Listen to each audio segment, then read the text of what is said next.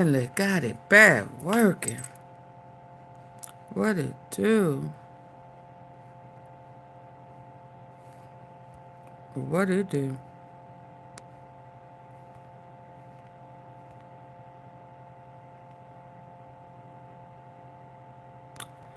Oh wow. Oh wow. It took all those pictures away. Hey y'all, hey y'all.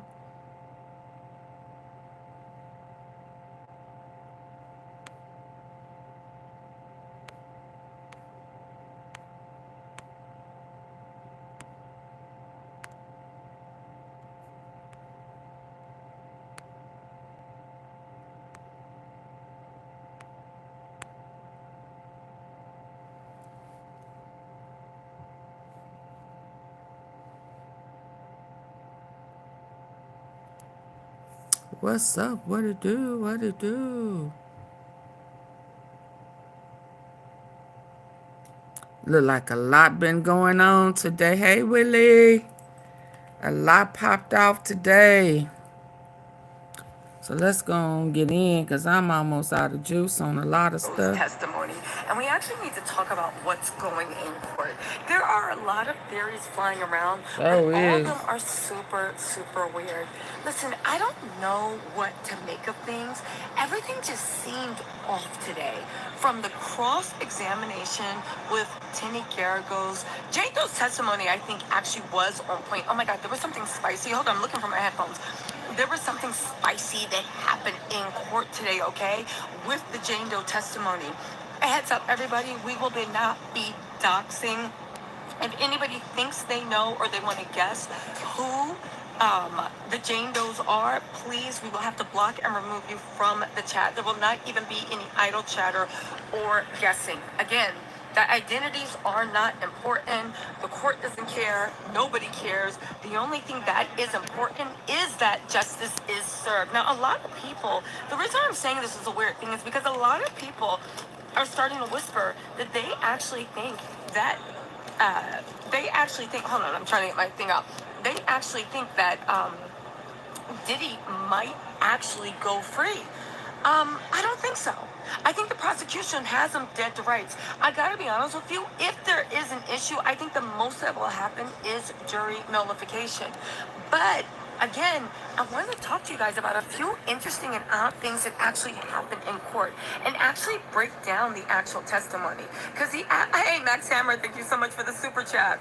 Also, Paige Collinson's been waiting on you. Glad you're okay. Oh, I'm completely okay.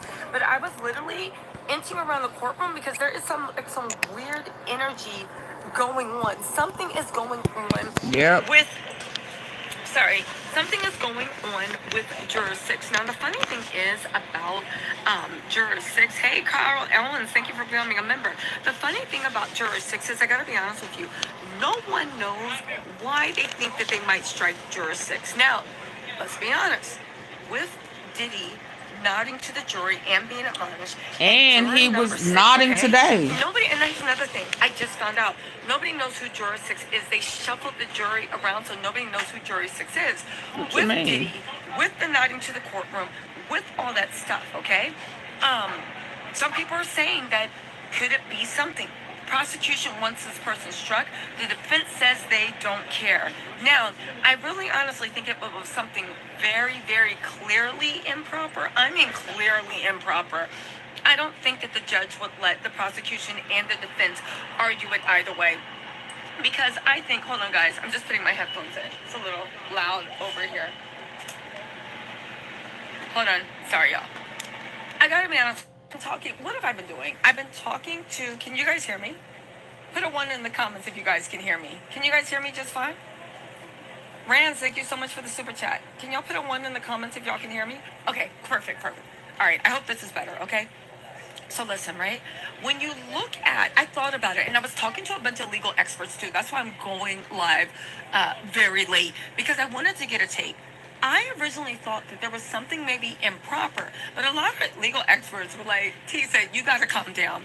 If the juror was truly doing something super, super, super improper, there is no way on earth that the judge would let them argue it out. If it's illegal, and the judge will take action. So they're saying that they believe that whatever is going on with juror number 6, it might be more of a technicality. It might be more of paperwork, okay? It might be something where there's nothing improper, but you know, you fill out the application, maybe this and that. They're thinking it might actually be something paperwork. Now, I do want to say though, if it was paperwork, and if the prosecution actually thought that juror was on their side, why would they want them off? However, it is to say maybe the prosecution just wants to keep everything above board, because if they let something in the paperwork slide, even if the defense says it's okay, then even if the defense says it's okay, they might use that for grounds as mistrial. Again, baby, it's Brian Still, it's Miss Westmoreland, it's Xavier, right? Ugly Dan said, Tisa, you yourself said a juror was saying, I told you to the juror next to her, they're not supposed to talk about the trial. So that, no, when I say I told you, it looked like she was mouthing. I didn't say that she actually said something. And that person, right, she mouthed it like, right? That person, it looks like they mouthed something, okay? However, that person's not juror number 6. Even though they rerouted everyone, that person's not juror number 6. You see what I'm saying? Layla Bullard L said that weird feelings as demons. Lord have mercy, bless you. Yeah. Let me be clear. That whole thing about, like, I told you, they could have been talking about anything. I was just telling you what it appeared.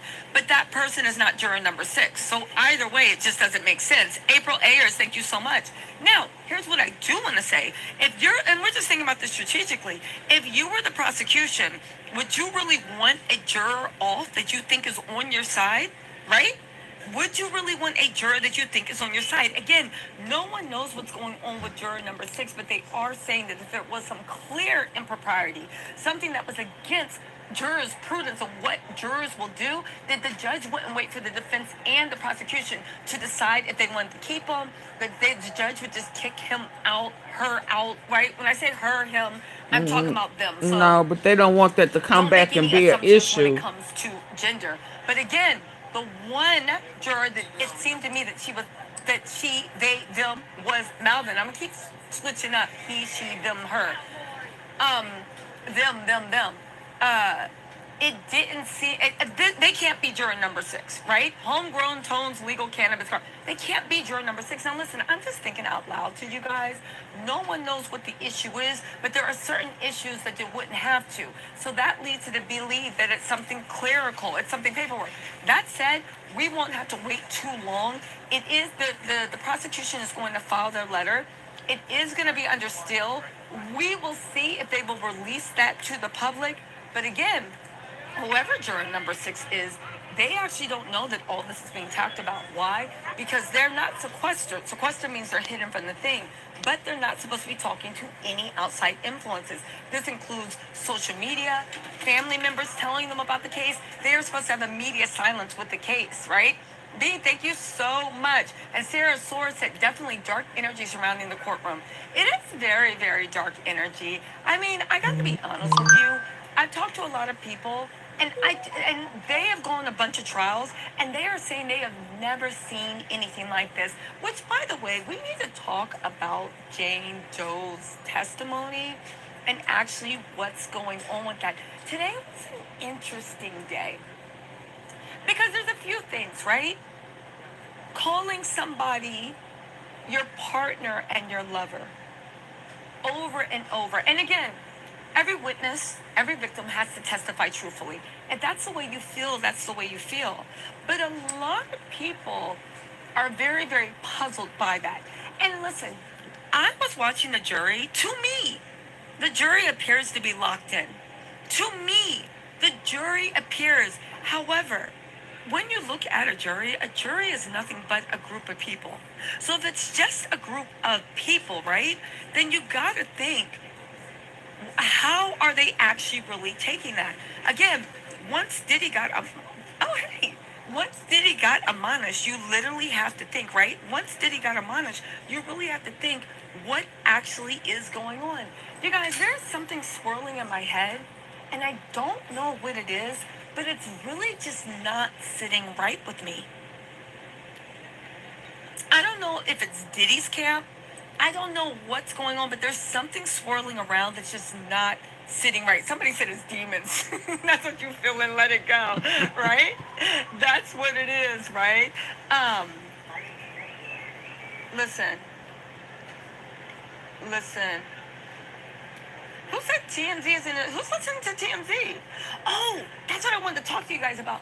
What happened to Inner City Press? I honestly don't know what happened to Inner City Press. I do know that, like, he is like the Bible for um, live tweeting. I know that he seems to be above reproach. I know that he has been in this courtroom since the beginning, since anybody even thought of going out there. And I know, especially with the Southern District of New York, because people are not allowed. I know, especially with the Southern District of New York, because people are not allowed to video, microphone, anything like that. He literally is something that all news organizations look at. So when you say what happened to him, it is odd that he's been gone for 3 hours. I hope it's not a personal emergency. I hope everything's okay. Sherry Reddy said, everyone tune in to see Tisa and Nancy Grace. 2 OGs locked and loaded. No, Nancy's an OG. I'm just literally trying to get on. Come on. What the helly, fam? Let's go. Say it for us, Tisa. What the helly? What the Holly Berry? Yana, Tisa's also going to be on Nancy Grace tomorrow, too. But honestly, right? I don't know what happened with the internet. Again, this is what I mean. It is some weird stuff going on. Now, some people say that it's some weird stuff going on. There was a video that was spread out. I don't know. There's some weird stuff that is actually going on. I will say, whoever is behind this, I don't like the fact that they actually mess with people's livelihood. I don't like the fact that they actually mess with people's money. I just don't like that fact. Let's get into some of the stuff that actually happened in court, because baby, we need to talk about it, right? Okay, we need to talk. Now, I do want to say one thing that came out interesting from the Jane testimony, right? It seems like Diddy's team is soft launching a tortured, closeted gay man defense that turned to drugs and freak-offs to cope. Is this a sympathy play, right?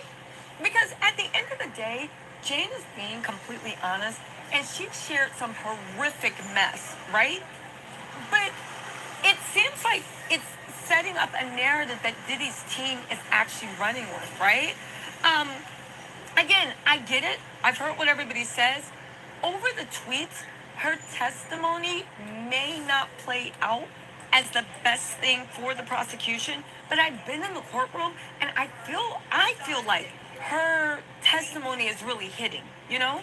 I feel like her testimony is really, really hitting. I think it's really, really good, you know? I think that the jurors have been shocked. I think they've been appalled. I think she shows that there's something that goes on with Diddy and with everybody else where it's like, can you really trust this man not to be completely out of his mind? You're under federal jury investigation. Everybody knows what you're up to. Your people are literally looking at you like, yo, what did you do with Cassie? And you are up here molly-whopping this woman, and I don't want to hear, oh, she hit him first. There are videos showing that there wasn't a bruise on that person, right? Now, get said, they said before questioning, Judge Aaron Submaranian made several major decisions. So get this, he denied the defense's motion for mistrial. That was no big deal, right? He denied the prosecutor's motions to recall an expert witness that previously testified in a case. Now, I do have to say this. I actually think that was pretty not the best thing for the prosecution. Yeah, we needed that lady to come back. Very, very powerful. But so powerful, Diddy tried to get it struck. But it makes me think, is Dr. Hughes' testimony that early in the case, are people going to actually keep that in mind? And when you look at what happened with Cassie and the way they brought her out, because Cassie was under onslaught, and Cassie only had testimony for like, I don't know, a day and a half, and then prosecution had to look at her, and then defense had, and then she was gone. Jane, by comparison, has over, like what?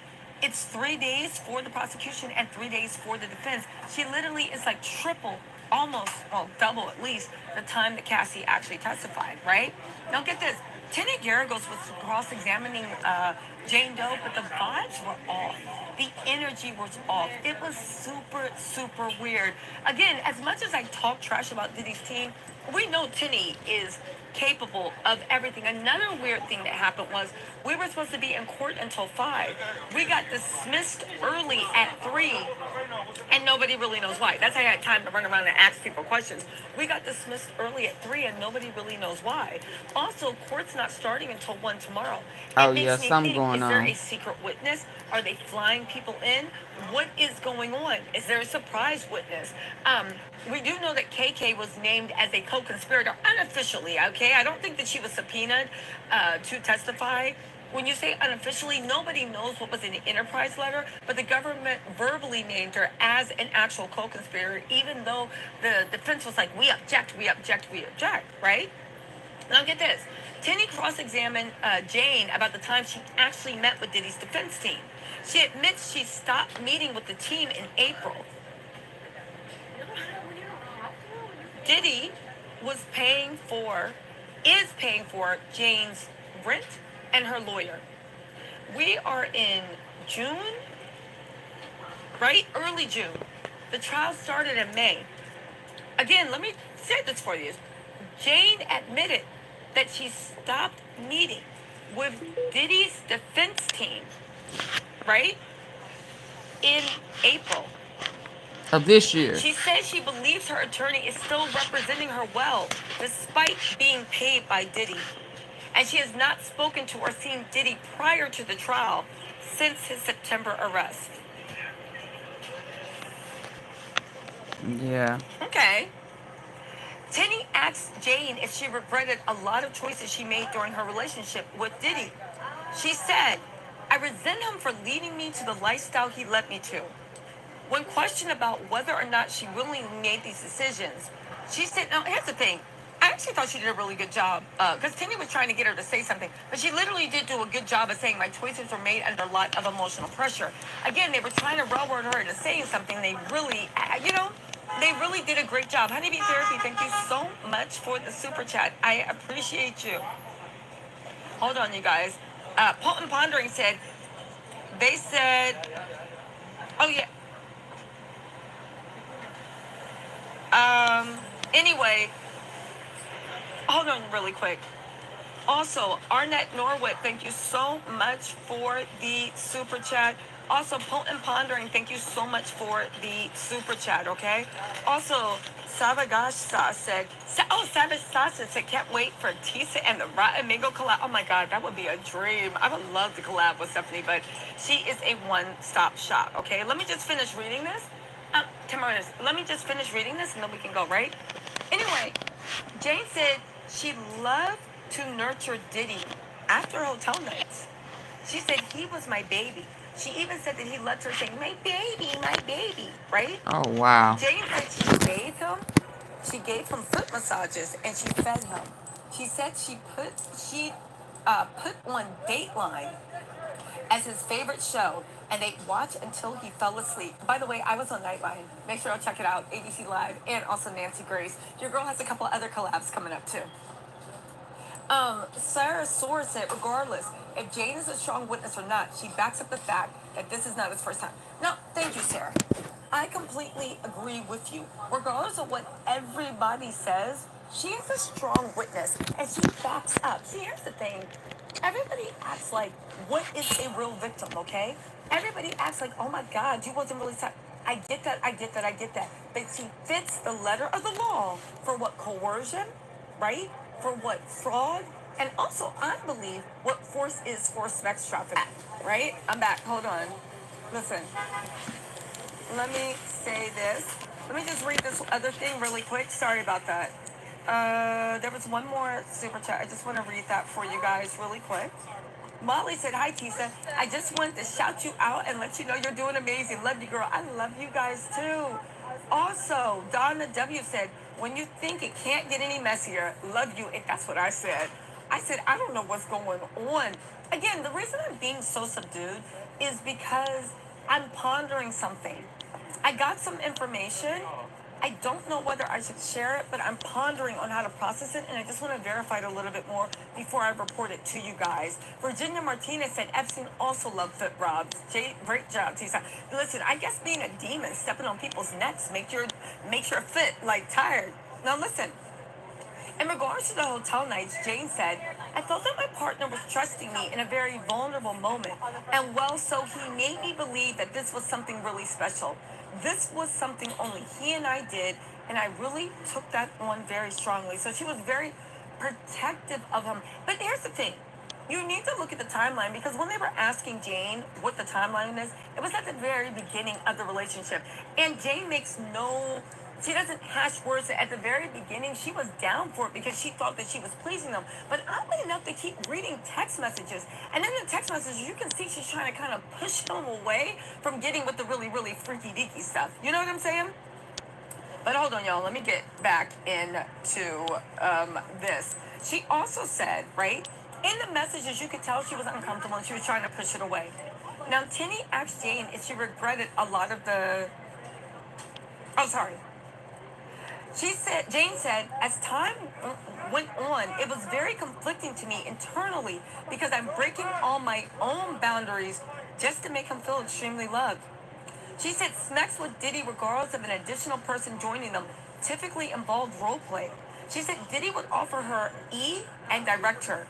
She said some role play scenes she would play into his cheating fantasies, like basically like, oh my God, my husband's not here, and you ordered a pizza? Oh, where are you going to stuff that? Anyway, CMCH said, amazing job. Your energy is phenomenal, and you were great on Nancy Grace. Love the collab. Thank you guys so much. I appreciate it, and thank you for such a kind word, CMCH. Now get this. She said a scene she played would go like this. Sean left town, and I'm home alone with me and whomever, and I'm sneaking in this entertainer, and it's just me and this entertainer fantasy talking about Sean is on a plane, and I couldn't wait to get this entertainer all alone. Jane testified that at times Diddy uplifted her. He said he invested $20,000 in her clothing line. She said she felt she only made 10% of what she could have earned during the relationship with Diddy. I believe that. And Diddy also testified that she got $4,700 only monthly in child support. I mean, I guess that's a lot. The audio of Jane expressing her happiness on a trip they took was... Hey, Scott. On the audience, she said, everything just feels good and I'm so happy. She said she was speaking about the trip and the time spent with Diddy, excluding escorts. Jane said that at first she did not mind Diddy's dating a lot of women when they were getting to know each other. But she fell for him when she wanted him for herself. She said the relationship became difficult when Diddy began dating someone who's rumored to be saying, I didn't sign up to date a man that was in a public relationship. That is because she is not public and she's not front-facing. Jane said she realized Diddy was a rug addict early on. She described an instance where his hands would be shaking, eyes and gums were turning gray, and the eyes were turning yellow and the teeth were turning gray. She said she suggested he go to a rehab clinic in Thailand. She says the relationship progressed. Okay, listen, we gotta talk. There's a lot of weird things in this case, and I really don't know what to think of it.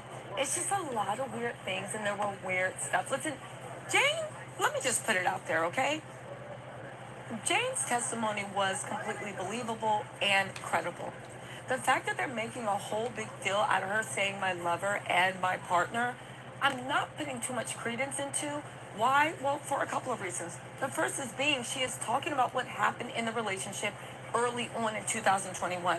We know from the prosecution it descended into hell. And you know what it is about consent. You might have said yes in the beginning, but what happened after you said no? Because that's when you realize a lot of people with sex trafficking, with the pimp lover boy, love their pimp. They think it's a relationship. They think that they are having sex with other people to help the person, to save the person. Again, When you look at sex trafficking by fraud, this is sex trafficking by fraud. If you take out all the noise, if you take out all the chatter, if you take out all the, but she said she enjoyed it. Okay, but that was 2 years ago. That was 2021. We are now in 2025. Do you have anything else? When you take out all the noise, it is sex trafficking almost to the T. When you take out all the noise, okay? So where does that leave us?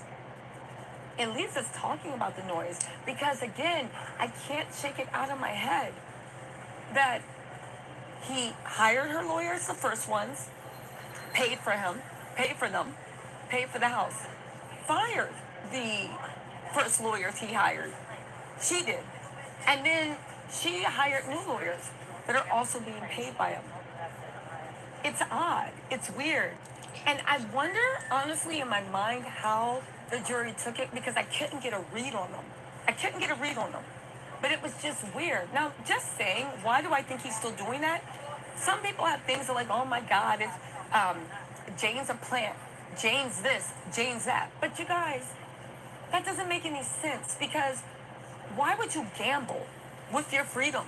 Because as much as people say, oh my God, this is class, but like they hit everything for RICO, for crime, for arson, for robbery, and for sex trafficking. And get this, for sex trafficking, you only need one count. You only need one count. So even if you don't believe Jane, you believe Cassie. You only need one count, right? But also, right, when you get into the fact that he honestly, truly did that, and I'm just thinking through something here. You also look at it to the fact of if you're all she puzzled. For tampering, for all that stuff. If he cut She off puzzled. and he cut off the lawyer now, that would be a slam dunk case. It would be a slam dunk case. Miss Sweet Cincy said, I finally managed to catch you on live. Thank you so much for your update. You're welcome. It would be a slam dunk case. B, thank you so much for deleting that. And Stephanie Shalamingo said, T, did you hear that Inner City Press was banned from the hearing? I do not believe that Inner City Press was banned from the hearings. That said, I don't know. But I don't believe that he was banned from the hearings. I don't believe that. I don't believe that. But we will see tomorrow. We will see tomorrow. Just because he has so much integrity and he's so careful, I just don't believe that they would do that to him, right? Exactly. Sierra Side said, hoes can love their pimp. It's about control. And that's the thing people don't realize. What do you really think it looks like? What do you really think it is? Also, Debrella, thank you for showing love from Bermuda. Thank you for showing love from Bermuda. Listen, a lot of times, and I've said this before, we need to actually really start talking to people and talk about the real. Part of the reason why domestic violence and all that stuff takes so long to actually get prosecuted and so hard is because they do love the person. They do love the person. They don't want to see them go to jail. They don't want to see anything bad. They really think like all they want is for something to step in so that person returns to that person they think they know, the love bombing, the sweet person, the person they love. They want that person to return to that person so bad that they will even get the police involved, they'll get the feds involved, they'll get everybody involved because they want that person to return because they love that person. The thing is, it takes them years of therapy to unravel that they never knew that person. The person they love, the reason why, and this isn't all relationships, but especially in toxic relationships, the reason why that person can never go back to who they were no matter what is because you need therapy to realize that person was never who you thought they were. That person you met at first was the lie. That's why they can't go back to it. It was the lie. Who you're dealing with now, who beat your head and who stomped you with, that's who you were always dating. That's who you were always dating. And it takes years of therapy, years of help. And a lot of people never make it out. They self-blame. They self-medicate. They hurt themselves. They start on a string of abusive relationships. So to hear somebody say, my partner, I love her, I'm not going to lie. It does sound weird. It does sound weird, but there's a reason it sounds weird, because they have in fact been brainwashed and they are a victim of fraud. They don't realize that they were catfish. So I get it, you know? I do want to say this, right? Listen, Oh, Ivy Rose said that's why this is so triggering. It's not about Diddy. It's not that. It's that there's so much ignorance about how abuse and trafficking works. People use their misunderstanding to blame the victim. I agree with. I agree with that. Sasha Joe said, "Hey, what message do you think it sends to the jury that James' lawyer is being paid by Diddy?" I don't know. The jurors' faces were stone faced. I saw a little movement, but I couldn't get a read. I know that the courtroom was shocked, but I couldn't get a read. It was really, really odd. But I will say that, like, I wish to God. I think one of the most devastating things that came out for the prosecution is they're not going to be allowed to actually call up Dr. Hughes, because Dr. Hughes is needed right now to explain to people. Again, all victims think they're in love and they want to protect their abuser, and they start blaming themselves. Do you see what I'm saying? Yeah, exactly. Jane needs a lot more time and knowledge for counseling. She's early in trauma. She is, but she's saying all the right things too. Besides calling her my lover and my lover and my partner, she is reading that man to filth. Even talk about the gray gums and everything. So there is something to be said. But listen, you guys, listen. Let me think about this a little bit more. I swear to God, I'm going to be alive later on tonight. We'll do a big sit down. I just need to think about this and put my ear to a little thing, because, like, by the twitching of my thumbs, something wicked this way comes, and I'm just trying to figure out what it is. Anyway, you guys, let me know what you think in the comments. I'll be live later on tonight. I swear to God. I'll talk to y'all later. All right?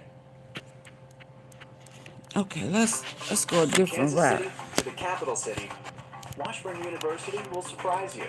A tight-knit college in a city of opportunity. Washburn. Today began the cross-examination of key Diddy accuser Jane. The defense questioned her about voice notes, texts, drugs, sexually explicit situations. The key question was coerced into sex acts with other men at the request of Sean Combs, or was this all consensual? Welcome to Sidebar, presented by Law and Crime. Hey, Claire. I'm Jesse Weber. Jane, alleged victim 2 in this case, is now facing questioning from the defense after testifying that she performed sex acts with men for Sean Combs' pleasure, including after she claimed she threw up, after she claimed she was exhausted. Hold on, let me get that back over here. She repeatedly expressed her reluctance to continuing these hotel nights. She testified that she was subject to Combs' physical violence. After all of this, now she is facing questioning from defense attorney Tenny Garagos. And remember why her testimony is so important, right? It's important for several reasons. For sex trafficking, she claims that she had sexual relations with men in all different locations, who these men were being paid. And if the prosecution can show that she was coerced or forced into these commercial sex acts, that's the key. The prostitution charge, her testimony that she was transported to different locations for these hotel nights, that the men were paid through Combs, that their travel to these places was paid and arranged through Combs. That's a more linear way to get to transportation to engage in prostitution. Racketeering conspiracy, the top charge, right? We're talking about an alleged criminal enterprise, criminal association. Well, her testimony arguably supports that by saying that assistants, right, Sean Combs' inner circle, set up these nights, that she was a victim of coerced sexual activity. Sex trafficking is an underlying predicate crime of RICO.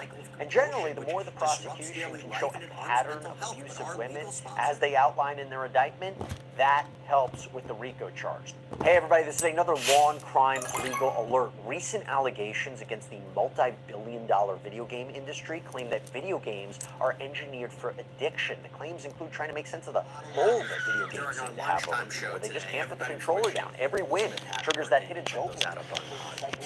Okay, so before we even get into Jane, Elizabeth, a lot of questions that we had, particularly on the lunchtime show, was about what's the status of the defense's mistrial motion. Remember, they basically said that witnesses had perjured themselves on the stand. This was entirely prejudicial. The case should be thrown out right now. And also, there was a conversation about whether Dr. Dawn Hughes, this forensic psychologist who testified about the complicated dynamics and relationship between abusers and victims, whether she will be recalled to the stand. She testified earlier for the prosecution. Does she have to be recalled? Those two issues, real quick, can you give us updates on the mistrial motion and Dr. Dawn Hughes? Well, after spending an entire day of court, you can kind of possibly guess that the judge did deny that motion for a mistrial, and there was a lot of reasoning behind it. So the defense, as far as the motion being denied, the judge was saying that no interference happened and that the defense was able to undermine the alleged incident, and that being Donna being allegedly dangled off of the 17-story balcony over at Cassie's condo. And the judge was saying, well, you guys were able to undermine this alleged incident by showing the hotel receipt. And so he said that this isn't fodder for a mistrial, and that the defense can use these exhibits to undermine both Bonna's testimony as well as Cassie's testimony. And so they kind of had more discussions about it, and the defense was like, well, we didn't know what Bonna was going to say while she was on the stand, because a lot of their motion for the mistrial really had to do with Bonna's testimony and how they believed that she had perjured herself after getting an immunity deal to testify for the prosecution. But they being the defense was kind of like, okay, well, the government didn't offer any response to this particular hotel receipt. But then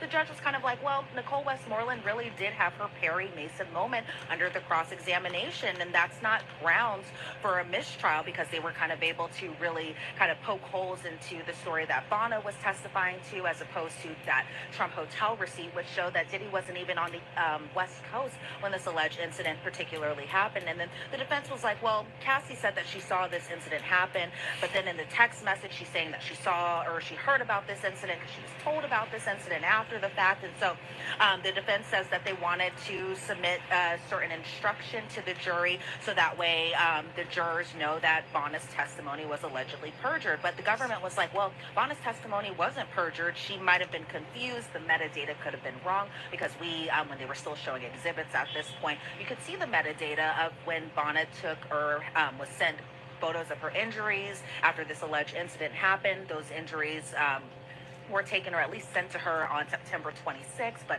on that same day, Diddy was, there's a hotel receipt showing that Diddy was actually here in New York, not in California around this time. But the judge said, well, maybe there's this innocent explanation that this happened 9 years ago. Bonna testified that she was in her early 20s at this point, addicted to drugs, and that this photo could have been taken earlier, it could have been taken later, and that the defense did enough on the cross-examination to really attack the timing of when this alleged incident happened. But the defense was like, well, the government still isn't bringing up this hotel receipt, and Bonna had motivation to lie while on the witness stand because of her civil suit against Sean Combs. And then the judge was like, okay, well, you can submit a proposed instruction for the jury to listen to. And then the defense was like, okay.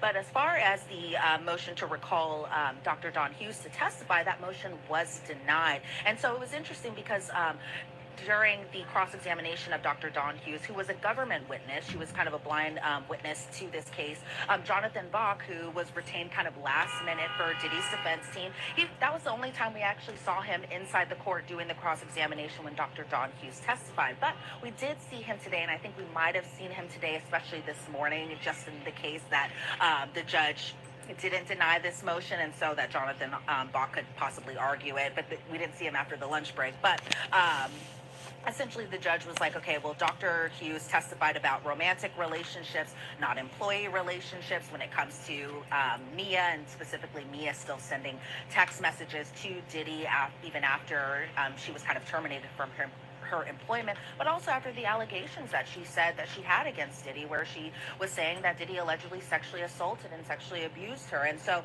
the judge was kind of like, okay, well, that was the government's job to really ask those questions as far as the employee relationships and why people may text their employer after the fact. And so it seemed like the judge gave a win to both sides this morning, either the motion for the mistrial or even the motion to recall Dr. Don Hughes. And so that was kind of what had all happened this morning before the jury entered and before the witness came back on the stand. That's so specific, right? So you can't just make, I guess the judge is saying, you can't just make a general analysis that any victim abuser relationship, there has to be, if it, she testified about a romantic relationship and the dynamics of a romantic relationship as opposed to anybody else who might be abused. Yeah, it sounds like the prosecution should have thought of that, and that could be a problem. That could be a problem. Although you also wonder, the jury might just listen to Dr. Don Hughes and use that analysis to explain away some of the behavior of any of the witnesses who testified. I don't know. Don't want to get down that hole. I do want to talk about Jane. And it seemed the beginning of her cross-examination by Tenny Garagos was about the circumstances that brought her to even be a witness in this trial, right?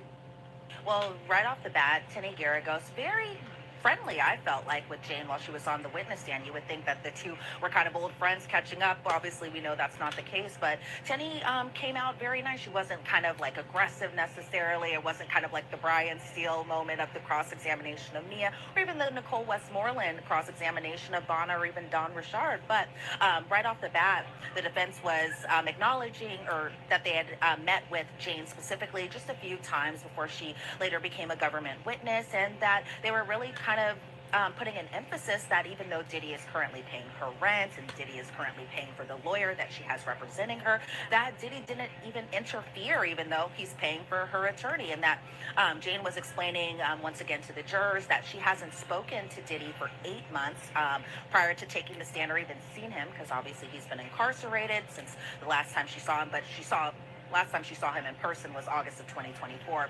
He was arrested the following month, and she says she hasn't seen him since August of last year. And so the defense was asking Jane about her preparation for the cross-examination, and that happened over 2 or so meetings with the government.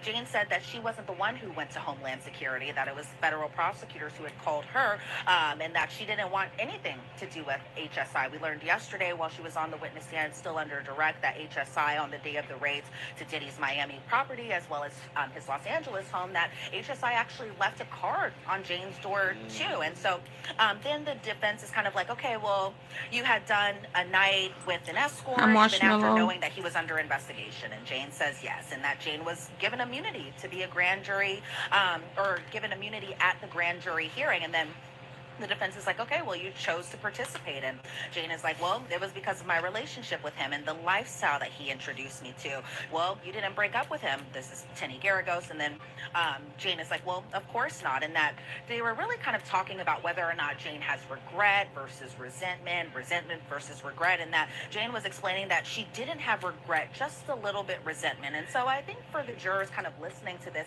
because I even said this yesterday, Jesse, you can feel sometimes while she's testifying that she still has feelings for Sean Combs, but then I think there are also other aspects where she's still kind of processing, and this is something that she testified to, just processing everything that went on throughout the duration of their relationship.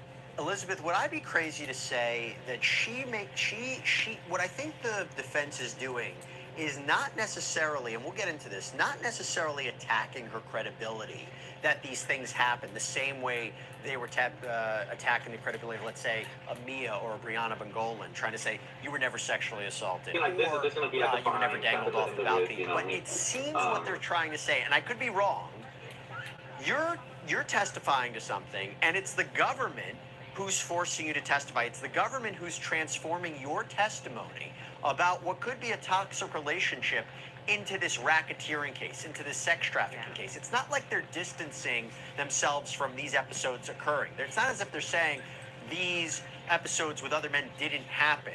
But to me, it seems... At Sweet Bee Organics, we believe in the power of nature's ingredients to nurture your body and soul. Unlike conventional... Not as if they're saying these episodes with other men didn't happen. But to me, it seems what they're saying, they're not even attacking her so much as trying to say, you didn't want to be a part of this. It's the government who's forcing you here. It's the government who's transforming your testimony into this federal charge when it's not. Real quick, do you think I'm totally off with that based on the questioning today? And we'll get more specific about it. Yeah, not at all. I felt that way kind of at times too, where it was kind of like, okay, do you feel like that, honestly, count 4 really applies to you, or is the government telling you that count 4 really applies to you? Because there were times, Jesse, to be quite honest with you, that I was like, okay, well, it seems that she was totally fine doing these hotel nights as long as she was also getting the love and adoration and affection from her partner, from her lover, from Sean Combs, pretty much. And so I wonder when the jury goes back to eventually deliberate on this case, will they kind of have the same feelings that I think a lot of us were having, where they were kind of like, okay, do you feel that you are a sex trafficking victim, or is this something the government is telling that you are? And so it could go kind of either way. Yeah, that's 100% true. And I understand, the cross really focused on, and not surprising here, a lot about the love in the relationship and how he did not love her. Why does she keep thinking that? And, essentially do all these things. And even voice notes were played to show the loving relationship, right? Talk to us about that, because it might be difficult for a jury to reconcile that he is a sex trafficker and she's a victim based on our common understanding or general understanding of what those roles might be, versus the love in this relationship, right? Didn't they focus upon that at the beginning of her cross, the love and the voice notes? What happened there? Yeah, well, Jane was explaining that there was a lot of kind of blurred lines in terms of her emotions and that she just wanted to fulfill her duties as a partner to Sean Combs. And so the defense was really kind of talking, to your point, Jesse, just about the love that Jane had for Sean Combs, aka Diddy, and just why she kept staying throughout the 3 or so years of their relationship, and that she kept on even doing these hotel nights, especially even during the later years where she was kind of expressing that she didn't want to be doing them anymore and this was all that she was worth. But as far as even that, when they were recalling that Jane would, put on Diddy's favorite show, which so happens to be Dateline. Unfortunately, I was waiting to hear that it might have been Sidebar presented by Jesse Weber, but unfortunately it was Dateline.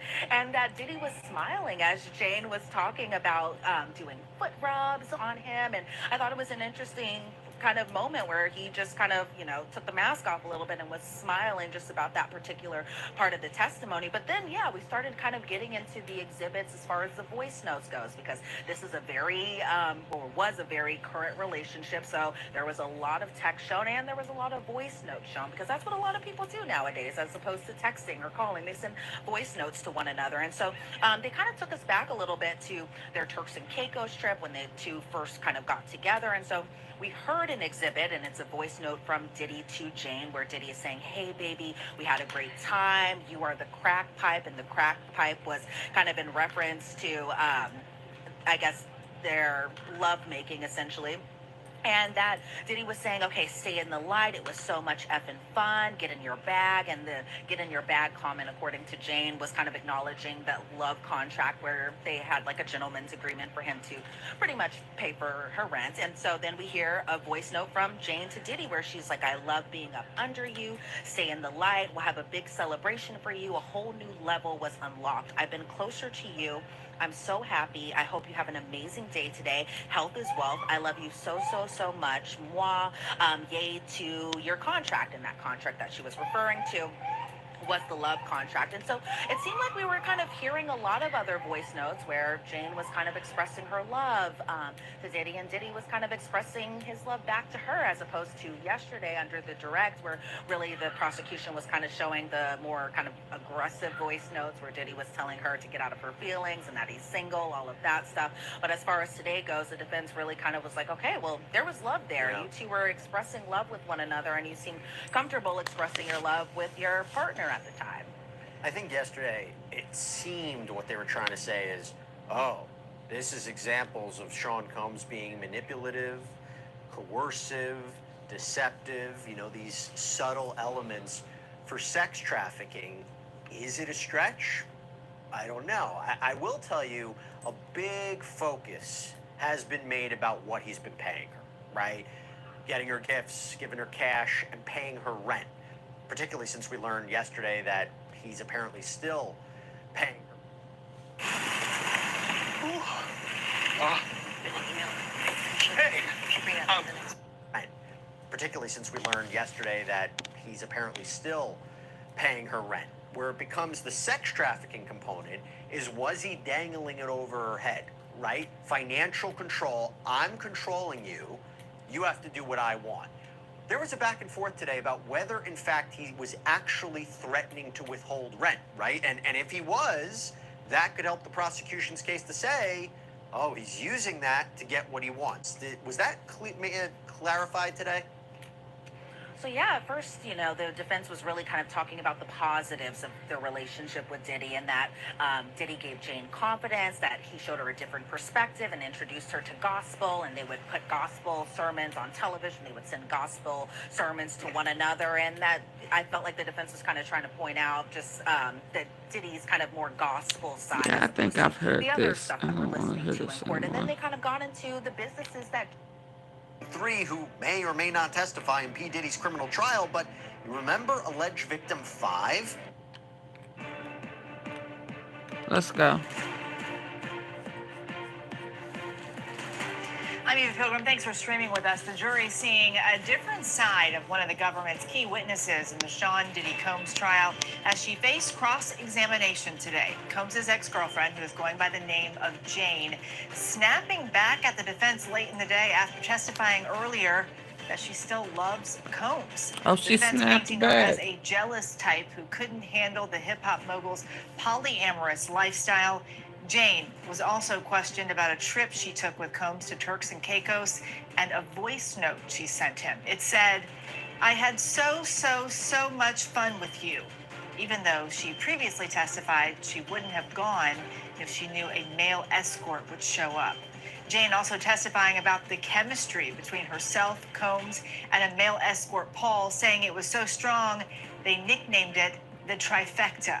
The trio also allegedly comparing themselves to sports stars Kobe Bryant, Shaquille O'Neal, and Michael Jordan. Combs has denied all allegations and says all the sex was consensual. We'll break down everything that happened in court, but coming up, we'll go one-on-one with the sketch artist who is giving the entire world a glimpse into the high-profile trial. With He forced her to soften him up. Now he don't even look like it. Well, he do right there. Like a koala bear. There's no cameras allowed in federal court for us to watch and listen to the proceedings for ourselves, but that's where our chief investigative correspondent, Aaron Katersky, comes in. Aaron has been in the courtroom for this entire trial. He joins us now live outside the courthouse. And Aaron, this was the third day that Jane has been on the witness stand. Did we learn anything new today? Oh, it was the first day under cross-examination, and it was sassy and spicy at turns. The jury saw long exchanges of text messages where the defense was trying to show that Jane was a willing, maybe even eager participant in the kind of sexual lifestyle that Sean Combs was pushing. And they saw occasions when she would text Sean Combs about nights they could get slutty together, where she's making the arrangements with the male escorts, where she is telling Sean Combs what she wants to do with those male escorts. It was pretty raunchy stuff. Jane says in those moments she was only trying to make Sean Combs happy because she knew that's what he wanted to hear. But it is a different side because on direct examination, Jane said that she did not want any of that to occur. Hey, Big Pressure. Wanted to have sex with Sean Combs. Where you been? You come. Ooh, you trifling. Sassy and spicy with the defense today. Why? And it came as the defense attorney, Tenny Garagos, was trying to highlight what she had gotten out of the relationship. Because remember, Eva, she had said that it made her feel evil, like an animal, like a porn star. She was repulsed. She was disgusted. And then Tenny Garagos says, yeah, but you got a lot of gifts, didn't you? Did you get a Chanel bag?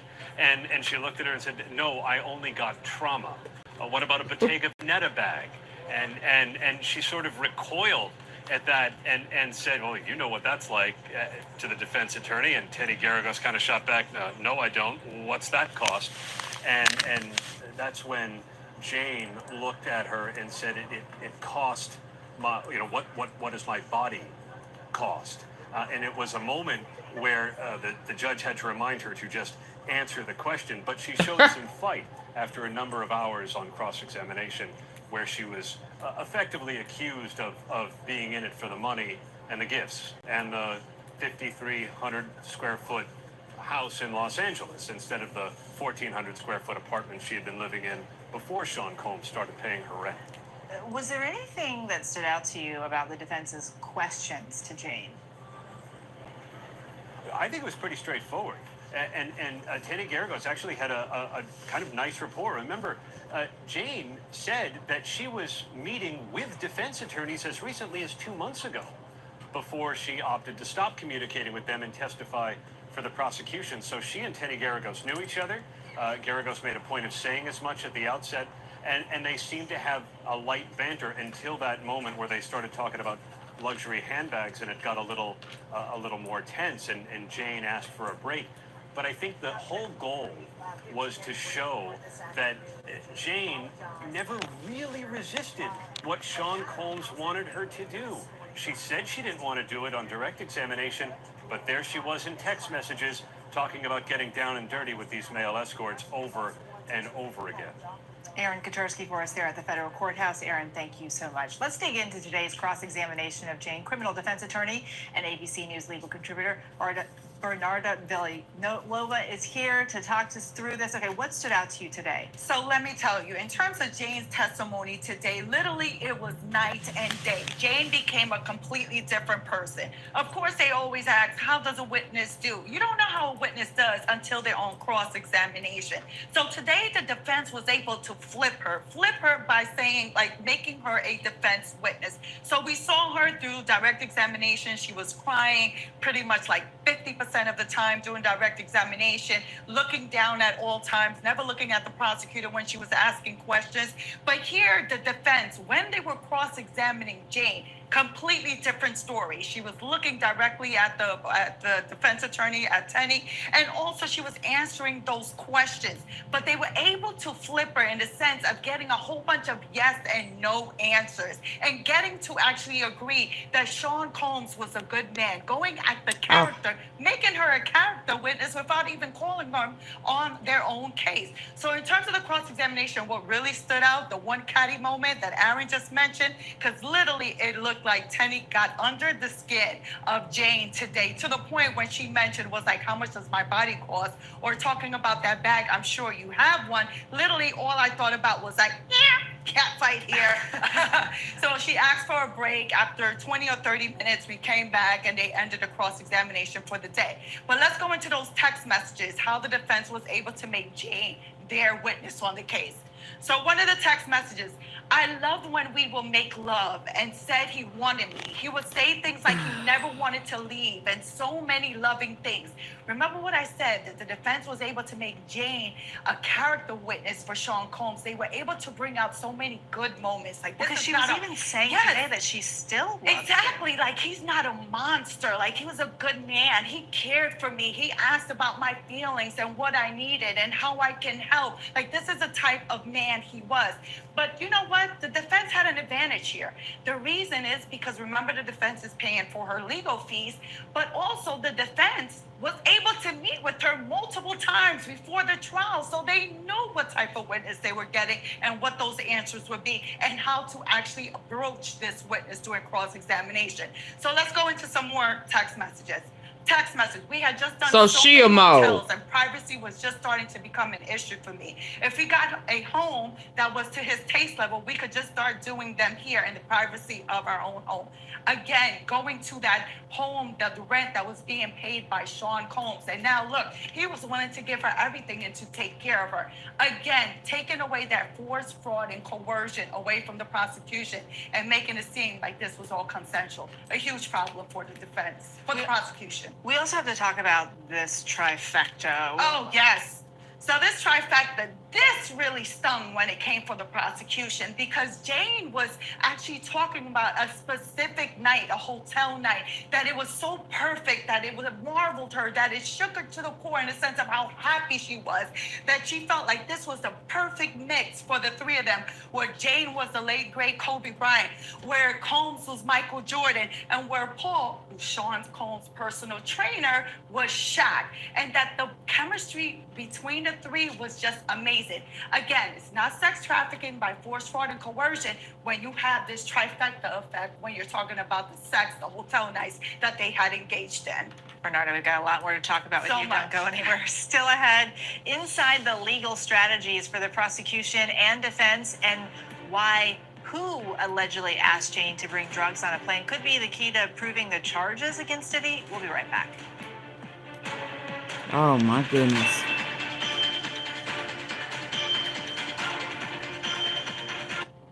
Does your internet bill keep getting higher? Y'all hit the like button, please. Full of surprises at Google Fiber.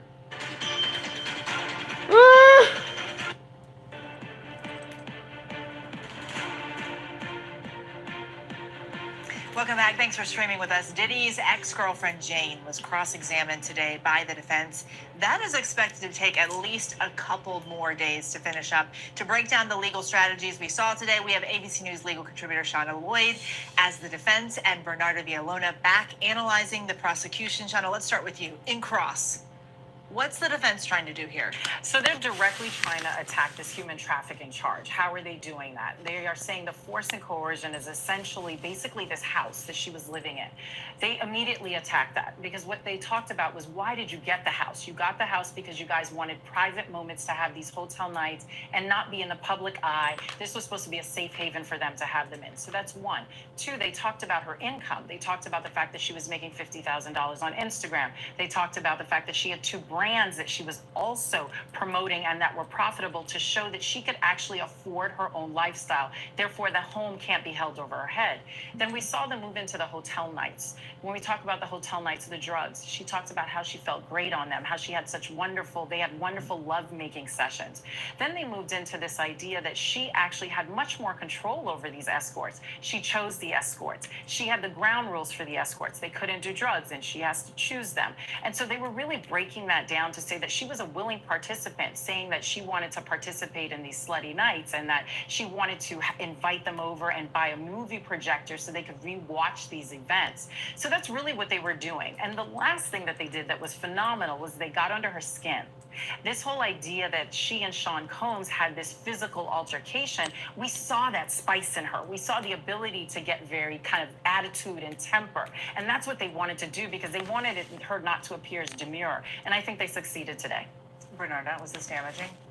It was a bit damaging. However, remember that the prosecution is going to be able to come back on redirect. But also, you have to remember that the Jane that you're seeing today is not the same, Jane right, that was in these hotel rooms back in 2021, 2022, 2023, 2024. Here we're in 2025, and she's in therapy now. She's talking to a therapist. Like, she's now understanding that that how Sean Combs had manipulated and had control over her, and that she wasn't able to say no.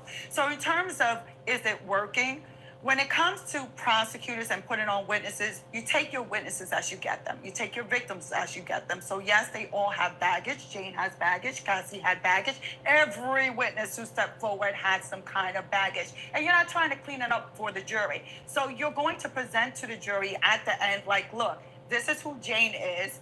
This is exactly who Sean Combs preyed upon because of who she is and who she was during those years. So they'll be able to explain it. It's going to come down to closing arguments, of course, and they're going to be able to do it during cross-examination. But I think even though they're going to rehabilitate her, as Bernarda said, the problem with it is that she's looking back. Hindsight is 20/20. She even admitted that although she's in therapy now and realizes that she should have vocalized the part she didn't want to participate in, she also has already acquiesced that she did want to participate. She did not want him to, and his attention and his affections, to turn elsewhere. But the problem is that the defense, the problem that they have is that there's strength in numbers. So if you put Jane and also Cassie together, you have that pattern. Had this been a case just about Cassie or a case just about Jane, then yes, the defense will have a stronger case. There would be reasonable doubt. But because they put both of them together and you have the sprinkle of Mia there and Abana there and of the other witnesses, it's a different story for the defense.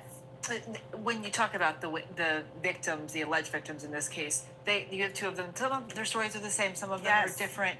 What are you hoping that the jury, as the prosecutor, what are you hoping the jury takes away from that? So what the prosecution is trying to do, and this is why they bring that racketeering conspiracy, this is why the feds love that charge, because you're able to bring in so many bad acts. You're able to bring in that pattern. You're able to look back years ago, 10 years in the past, and bring all these bad acts that the defendant allegedly engaged in. So the prosecution is hoping that the jury sees that, look, Jane's story, well, you know, I kind of believe it because Cassie has a similar story, or Cassie, I believe her because Jane also has a similar story. Like, this is not something that's being made up. They corroborate each other. 2 women that don't know each other giving the same story, to the point that even during direct examination yesterday, Jane said when she read Cassie's lawsuit, 3 of those pages were like she was reading her own story. It was identical to what she went through. Shauna, who do you think Does the defense need to call any witnesses? Do you think they're going to put on Absolutely. They're going to put on a case, because what you really have is that you have someone who we've already established has done these reprehensible acts. Some of the things that the jury is going to be inflamed about,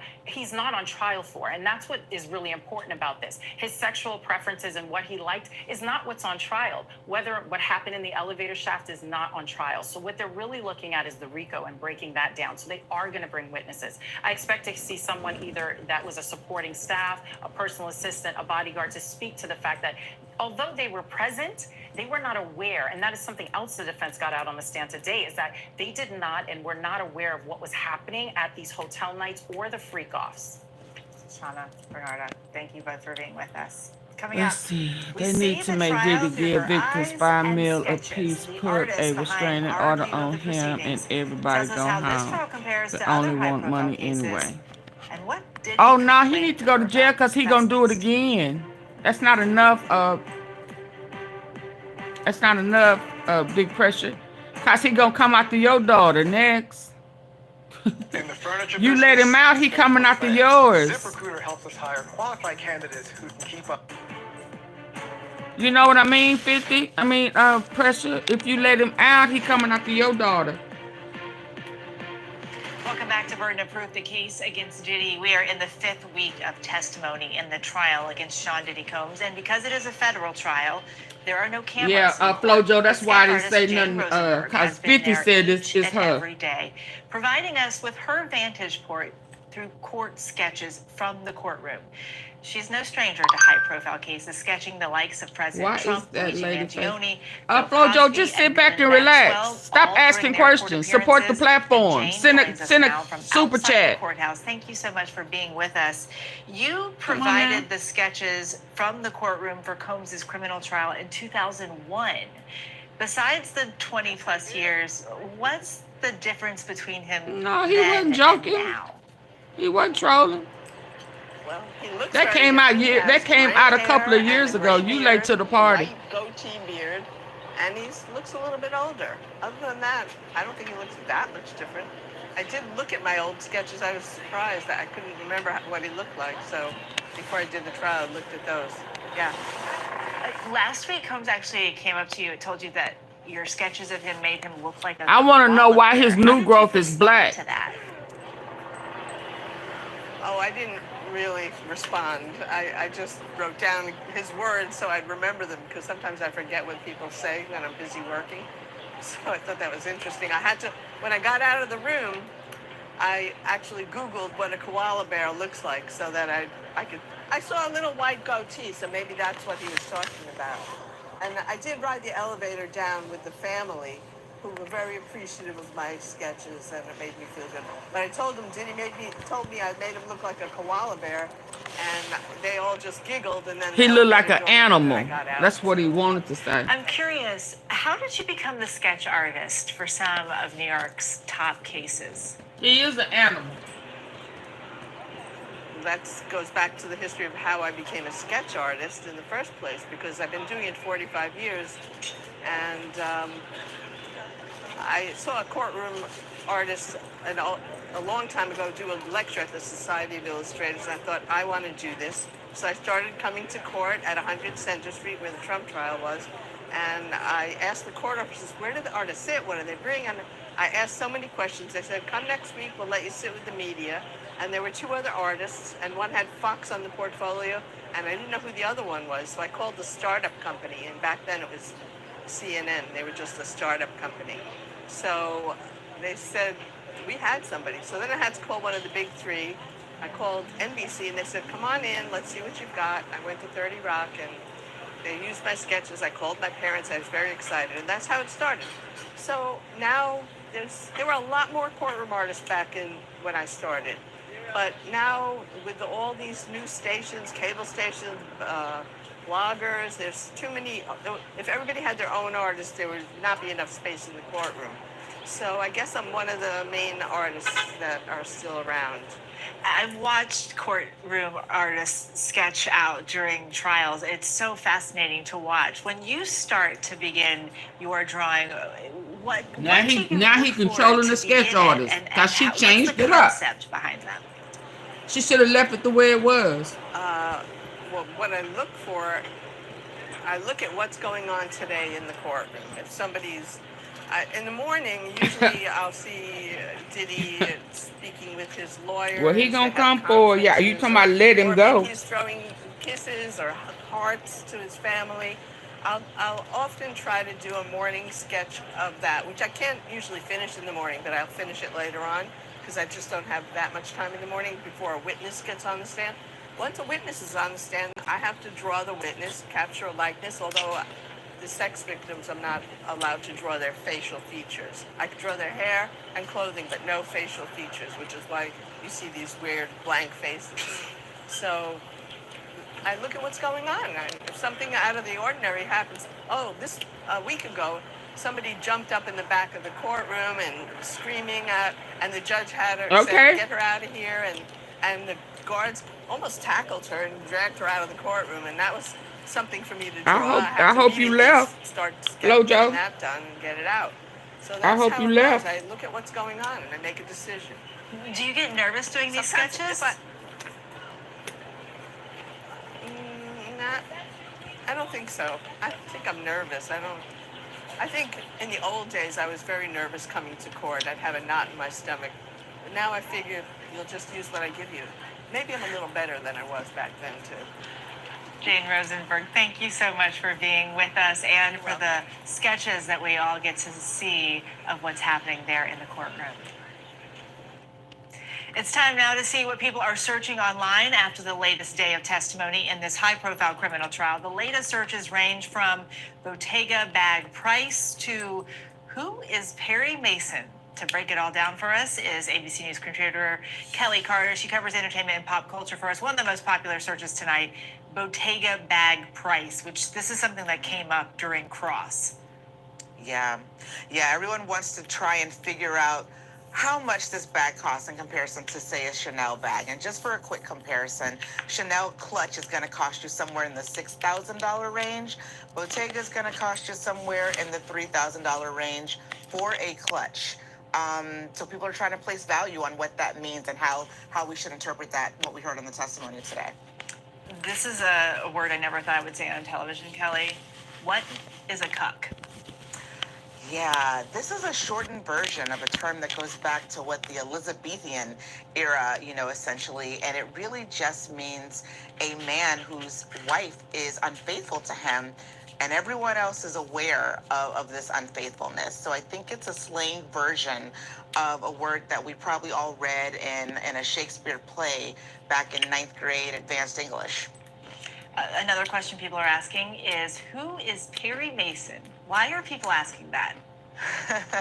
That came up today because the judge, mentioned it when the defense was talking about Breonna's testimony earlier, and they're trying to figure out kind of what he meant by that and what it meant. I mean, obviously Perry Mason in its original form was a long-running pressure. That's because she stood in his defense attorney, and they're trying to figure out exactly love bombing the judge may have been applying when he made reference to that very popular show that Aaron Burr starred in. And she spent money on him. Last but not least, what is the Mann Act? Yeah, this is interesting. So the Mann Act essentially is an act that prohibits the transportation of sex workers across state lines. I think it was written into law like in 1910 in the early 1900s. And so perhaps people are trying to learn a little bit more about the court system and the laws because of it and because of this case. Kelly Carter, thank you. Because they ain't know nothing about it. Thank you. And thank you for joining us. We'll be back with new episodes every day of the trial. The show streams right here on ABC News Live. Let's see what's next. Yeah, she's still in her love bomb. Is victim 5 supposed to be coming? Casino, we bring you fun with a kick. Kansas City, Kansas is the place for kicking it. We've talked about Cassie. We've talked about Jane. We've talked about Mia. Hey, we've even talked about alleged victim 3 who... Hold on, let's go here since you're bringing her up. They were together. Jane also testified about a video extortion attempt by a man. Now, I'm not one to... Shout out to... as guilt trip her, gaslight her, and Chronicle manipulate Speaks. her psychologically. You've been my fault before? Have you ever been mind up before? Calling her crazy, pressuring her into Oh, that's what he doing right there. and threatening her livelihood if she did not comply. He asked him, have you ever been mind up June before? 2024, where she claims that Diddy physically assaulted her, kicking down multiple doors, putting her in a CHOKE hole, punching her in the head, and dragging her by her hair. Afterwards, So she the only one that broke bread. Sexually again in front of him and paid cash to the entertainer involved, as well as money to fix her damaged door. Now, despite all of this, for whatever reason, Jane decided to keep going back. She testified that she missed him, she felt emotionally tied, and even flew to see him after a brief break. Now, Diddy, she said, offered her an ecstasy pill, and the cycle of SEX, manipulation, and abuse continued.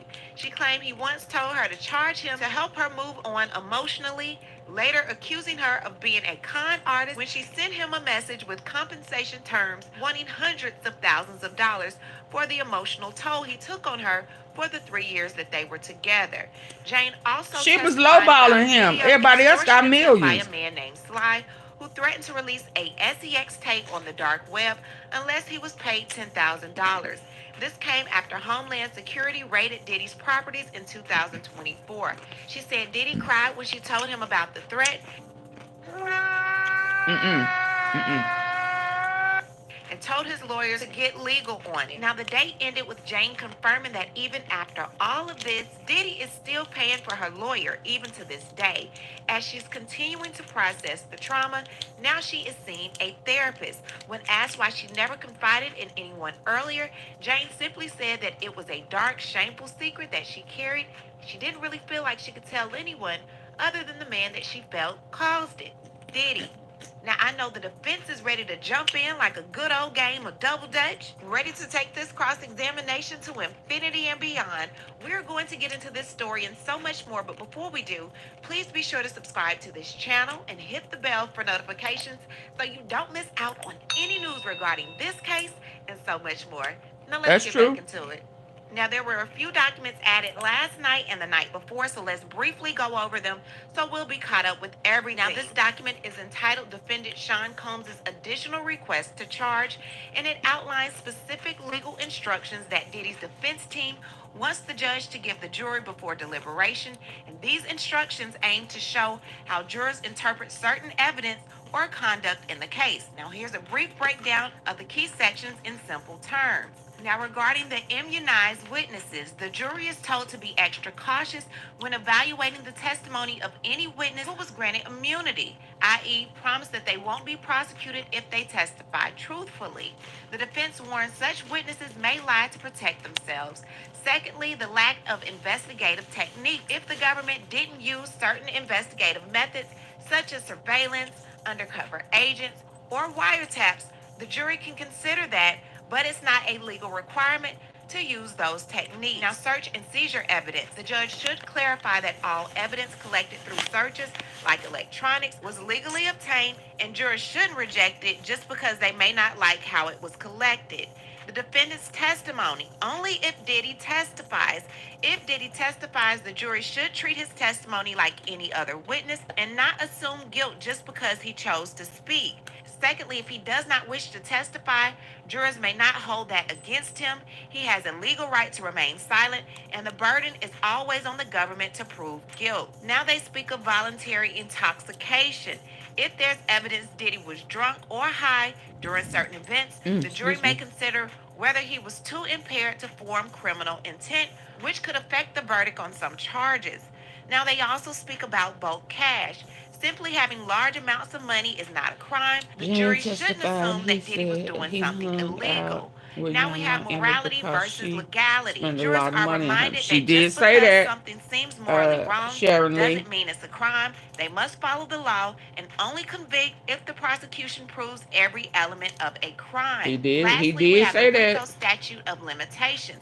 To convict Diddy under RICO, which is the racketeering law, they must find that he actively participated in the conspiracy after September 12, 2019. If the jury believes he withdrew before that date, they must find him not guilty of that count. Bottom line, these are strategic legal reminders that Diddy's lawyers want the judge to give the jurors to raise doubt, shift focus, or challenge the credibility of the evidence and witness. They're trying to make sure the jury doesn't rely on emotion or assumptions and instead sticks to the legal definition and burden of proof. Okay, and yesterday we spoke about Judge Subramanian telling the defense team that he needs to hear why they're objecting to Dr. Don Hughes taking the stand again. So they filed this motion last night. Now, Dr. Hughes is an expert in trauma, especially in cases involving emotional, physical, and abuse. She previously testified about how abuse can manually trap victims, create trauma bonds, and make it hard for them to leave toxic relationships, even if they appear to love or defend their abuser. Now, why is the defense team saying no? Yeah, First of all, they're saying she because already testified. it Dr. Hughes contradicts already covered everything the government now wants her to explain James. again. She spoke in detail about emotional and abuse, trauma bonds, and how abuse affects a victim's decision making. They're saying it's unfair. The defense cross-examined her, thinking it was their only shot. Letting her testify again makes it look like she's getting special treatment, and it could unfairly influence the jury. They're also saying it's a bad look to the jury.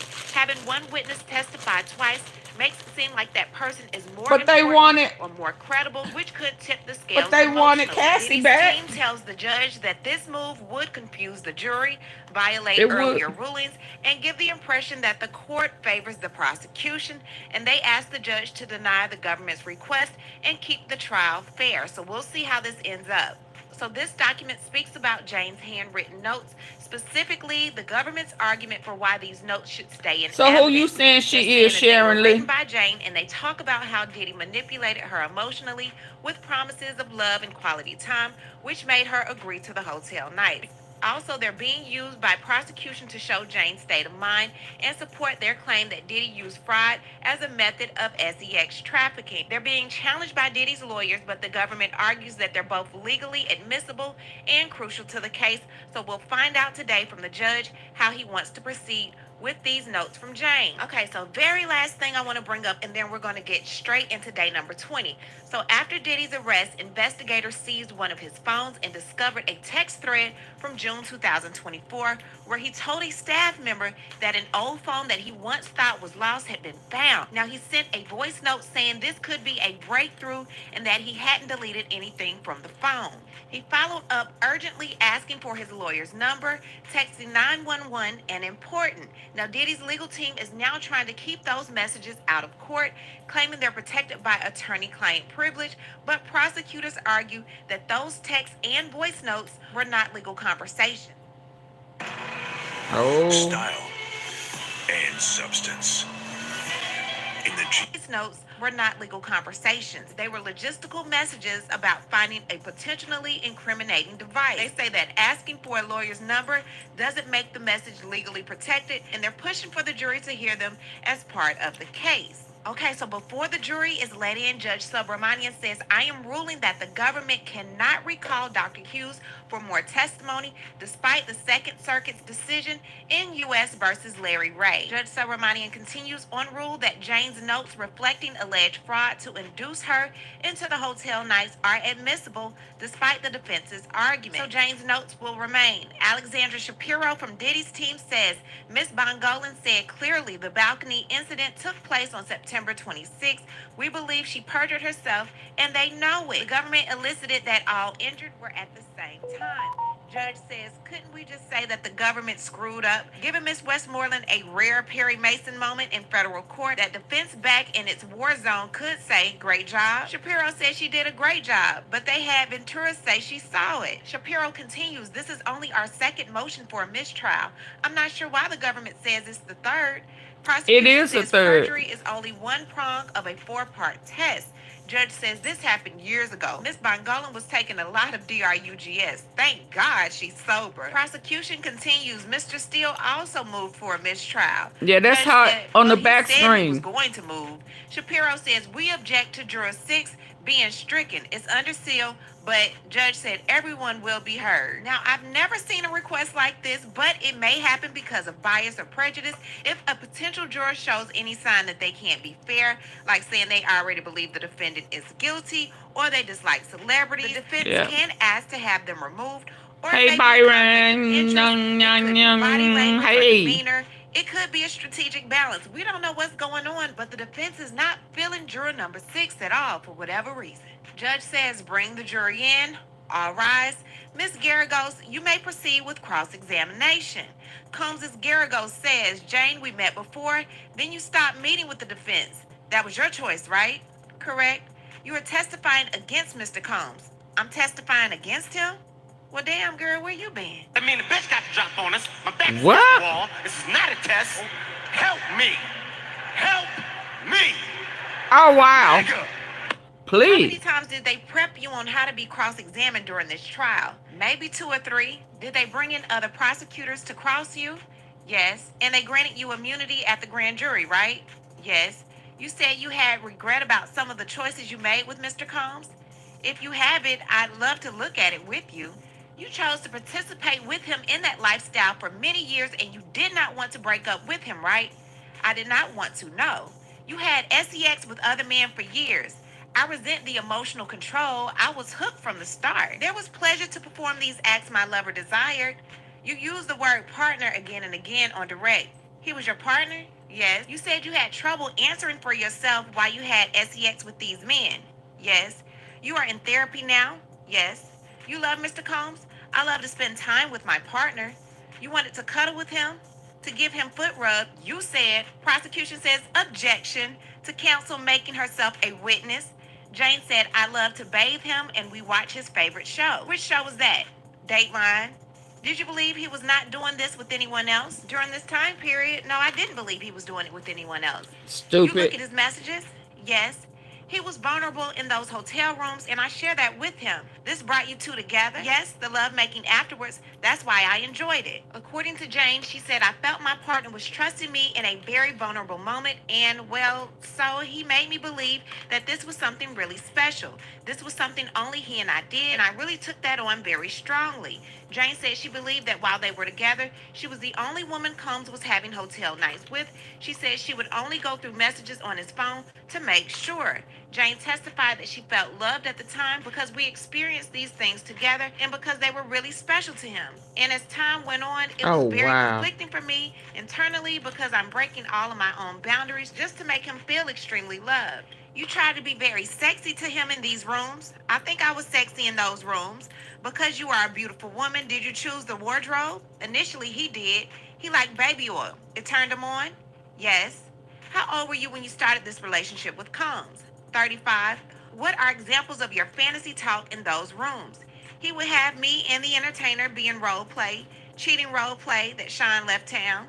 How high were your heels? 6 or 7 inches. Usually I wear 3 to 4 inch heels. You wanted your child to be closer to your child's father. So, pressure. Some of that cheating wasn't even real. It was just role play. So some of them girls wasn't O's. They didn't have extra men. Those was just a role play. They was acting. That's what he wanted. And so now he flipping it around and act like they really was cheating. No, they wasn't having no meeting in the ladies' room. It was role play. What does that have to do with this? Would you fly weekly to Miami to see Mr. Combs? Oh yeah, he was most definitely a We pimp. listened to 5 voice notes in which Mr. Combs sounded angry, but he sent you thousands, right? Yes. Why did you feel he was larger than life? Bright light. He introduced me to the gospel. He had a favorite pastor he'd watch on TV. Has that stayed with you? Yes. Do you watch that pastor today? Oh Lord, that's Jake's, y'all. Sustained. How much did he invest in your dress line? $20,000. Why did you join OnlyFans? If I could get it off, I would. It was a financial need. Mr. Combs gave you money throughout the relationship in 3.5 years. Does $150,000 sound right? Jane said that Combs gave her money throughout the relationship, and most of the time she didn't ask for it. She said, I never really counted, but I would assume, yeah, 150 would be about close. Jane said that when she met Combs in 2020, she was making money from Instagram influencing and also receiving $4,700 per month in child support. Once she was with Combs, she said she couldn't devote time to influencing and felt like she only met 10% of her earning potential during the relationship. You tell the government you gravitate towards providers. Yes, as a woman, I like that. You called the house our house. Later, I saw it as my house. You thought it was important that the staff not know about the entertainers, right? Objection. Overruled. right? And that's the reason you go to the house, that and your yard for your son. Can you say my child? Now, Jane testified that when she moved into the new home in April 2023, she thought that if we got a home that was to Sean Combs' taste level, then we would just start at least having the hotel nights here in the privacy of our own home. Jane confirmed that she and Combs did not want anything about the hotel nights to leak. She confirmed that it was important that the public did not know anything about the hotel nights and that Combs' employees didn't know anything about the entertainers. Defense attorney Tina Garagos asked if they had done any hotel night at Jane's previous apartment, in which she confirmed they had. Now, Jane confirmed that when she moved into the rented home in April 2023, Sean P. Diddy Combs paid $40,000 up front to cover the security deposit and rent for the first and the last month. Defense attorney Tina Garagos pointed out that the landlord already possessed several months of rent payments in case Combs ever decided to stop paying the rent. Garagos suggested Combs indicated that he was also open to paying 3 more months of Jane's rent when they were about to break up. Garagos asked Jane if she ever believed. Y'all take the poll, hit the poll. There were times that I definitely felt like he would do that, and he used the rent as kind of like a tool. The rent was always just like a little reminder. Now, Jane, who dated Combs in 2021 to 2000, not want anything about the hotel nights to leak. She confirmed that it was important that the public did not know anything about the hotel nights and that Combs' employees didn't know anything about the entertainers. Defense attorney Tina Garagos asked if they had done any hotel night at Jane's previous apartment, in which she confirmed they had. Now, Jane confirmed that when she moved into the rented home in April 2023, Sean P. Diddy Combs paid $40,000 up front to cover the security deposit and rent for the first and the last month. Defense attorney Tina Garagos pointed out that the landlord already possessed several months of rent payments in case Combs ever decided to stop paying the rent. Garagos suggested Combs indicated that he was also open to paying 3 more months of Jane's rent when they were about to break up. Garagos asked Jane if she ever believed Combs would stop paying the rent. She said there were times that I definitely felt like he would do that, and he used the rent as kind of like a tool. The rent was always just like a little reminder. Now, Jane, who dated Combs in 2021 to 2024, testified last week that as part of the love contract she entered into with him in 2023, Combs agreed to give her $10,000 monthly that she used on rent for a new home. She moved into the rented house in April 2023, and Combs still pays for her rent now. Defense attorney Tina Garagos suggested that Jane chose to take ecstasy during a hotel night because it made her feel uninhibited and allowed her to play into Sean Combs' fantasy for several hours. Jane said, "My choice to take the ecstasy, I would say Mr. Combs would offer me the ecstasy and expect me to take it." So Tina Garagos returned to some of the times that Jane and Sean P. Diddy Combs would get in arguments and stop talking. She said, "We would get back because we missed each other." Jane confirmed that she wanted to be with Combs. "So you would get back together with him of your own violation?" Yes. Jane was then asked, what did she love about Sean Combs? Jane said, "Combs beamed a very bright light when she met him, and I was fascinated by him." Jane also testified Combs, who she said is very motivating and encouraging, helped her to be less shy and more confident. "He would uplift me." Garagos showed the jury text. But pressure, he expect for her to pay that back. I heard something today that he was holding over her head. She said that she has every intention on paying him back. So it wasn't just free. Messages and audio messages between Jane and Sean P. Diddy Combs from March 2023, right after the Turks and Caicos trip. She previously testified that during that trip, Combs sprung an entertainer and a hotel night on her, prompting an argument that threw things off between them for days. The two traded loving text messages and voice messages about how much fun they had. In Combs' voice note, he said he loved her. Combs also mentioned Jane's contract on the audio recording, which Jane testified as a reference to the love contract they had just brokered, which led to Combs renting a $10,000 per month home for her. The jury heard an upbeat recorded message Jane sent Combs telling him that she had so much fun on the trip and loved him and felt closer to him. She also said on the recording, "Everything just feels good and I'm so happy." Jane testified that she did have fun with Combs and was expressing that she loved the time with him, excluding the time that she spent with the entertainer. So now we're going to find out exactly how they got into this polyamorous dating. So describing a time when Jane was still trying to get to know Sean Combs, she testified that she was in Miami with him and he bought her a pair of shoes and a Bottega Veneta bag. So and this is considered poly? Trip, he explained to her that he led a polyamorous dating lifestyle. Jane said that she didn't mind at first because they were getting to know one another, but it became difficult once she had deeper feelings for Combs. She said, I was feeling my man and wanting him to be mine. Jane also said she felt there was an imbalance in the treatment she got from Combs in comparison to how he treated the other girlfriends. Jane said it had become difficult for her when Sean Combs started spending time with Young Miami about 6 months to a year after they began dating. Combs and Young Miami had a very public relationship that appeared to be monogamous. We go together now? Real bad. Whatever you say. I like that. And would post each other on social media, but Jane said her relationship with Combs was very private. It was definitely not something I signed up for. I didn't sign up to date a man that was in a public relationship. Y'all think Diddy was paying both of their rent? Are you paying both of their rent? Yes. You know you're not paying their rent. So now we're going to speak about how Jane said Combs was not taking care of himself. So on their first trip to Turks and Caicos, Jane suggested Sean Combs go to a rehabilitation center in Thailand when she realized how the drugs he was taking affected him. So my I'm on a video chat.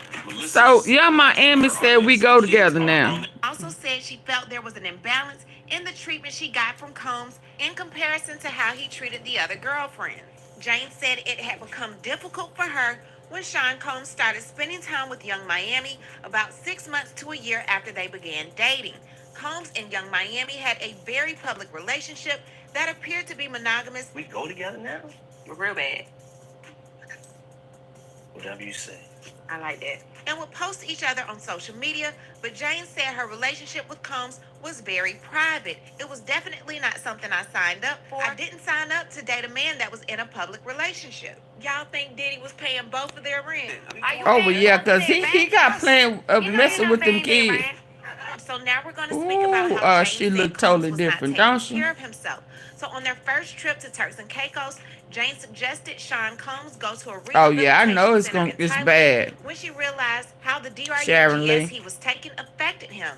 On the flight to Turks and Caicos, she noticed his hands were shaky, his eyes, teeth, and coloring seemed off. He more than gay. Took care of himself. Garrigo suggested that Jane knew he was a Yeah, get the lights up. Y'all listen to Leo, cause he know I shut it I down. didn't really know how to label it. I encountered somebody that was overdoing the partying. Jane added, as our relationship continued, I noticed a very strong pattern. That's a different case, Pressure. Label it as a DRUG addict. I think now I would say That's a different case. I would just say that he was a really big party guy. Towards the end of their relationship, Jane learned that Combs was taking antidepressants. She confirmed she wanted to get him off of DRUGs and back to his natural form. She testified that Combs had once told her that he was interested in getting ketamine therapy. Right. Okay, so they go on a brief break and then they come back. They definitely have Virgo established says, Let's Rico. talk about the hotel nights. What was your understanding of why Mr. Combs wanted them? They were driven by his desire. Now, she said Combs would use the terms voyeurism and fantasy, but she researched and found a term that was more fitting, and she called it cuck. Jane said that she began researching Combs' sexual preferences to better understand him and his obsession with freak-offs in which she had SEX with other men while he watched. She says a cuck derives pleasure, seeing his woman derive pleasure from the other men. Jane said that when asked to define the term, which derives from cuckold, for a man with an unfaithful wife and has become a common epithet online. Cucks could also have a bi-curiosity that they are too ashamed to experience themselves, she continued. So they use the woman to venture out in the curiosity without actually doing the act itself. How you doing? Combs is leaning forward in the seat and looking at his attorney, Tina Garrigo. It's like, girl, faithful wife and has become a common epithet online. Cucks could also have a bi-curiosity that they are too ashamed to experience themselves, she continued. So they use the woman to venture out in the curiosity without actually doing the act itself. How you doing? Combs is leaning forward in the seat and looking at his attorney, Tina Garrigo. It's like, girl. Garrigo suggested that Jane told prosecution that she enjoyed just about every minute with Combs during hotel nights. She says during hotel nights, the portion of me and him, yes. Are they? Is she saying? Hold on. Is she saying cunt or cut? Y'all, what is she saying? Cut or cunt?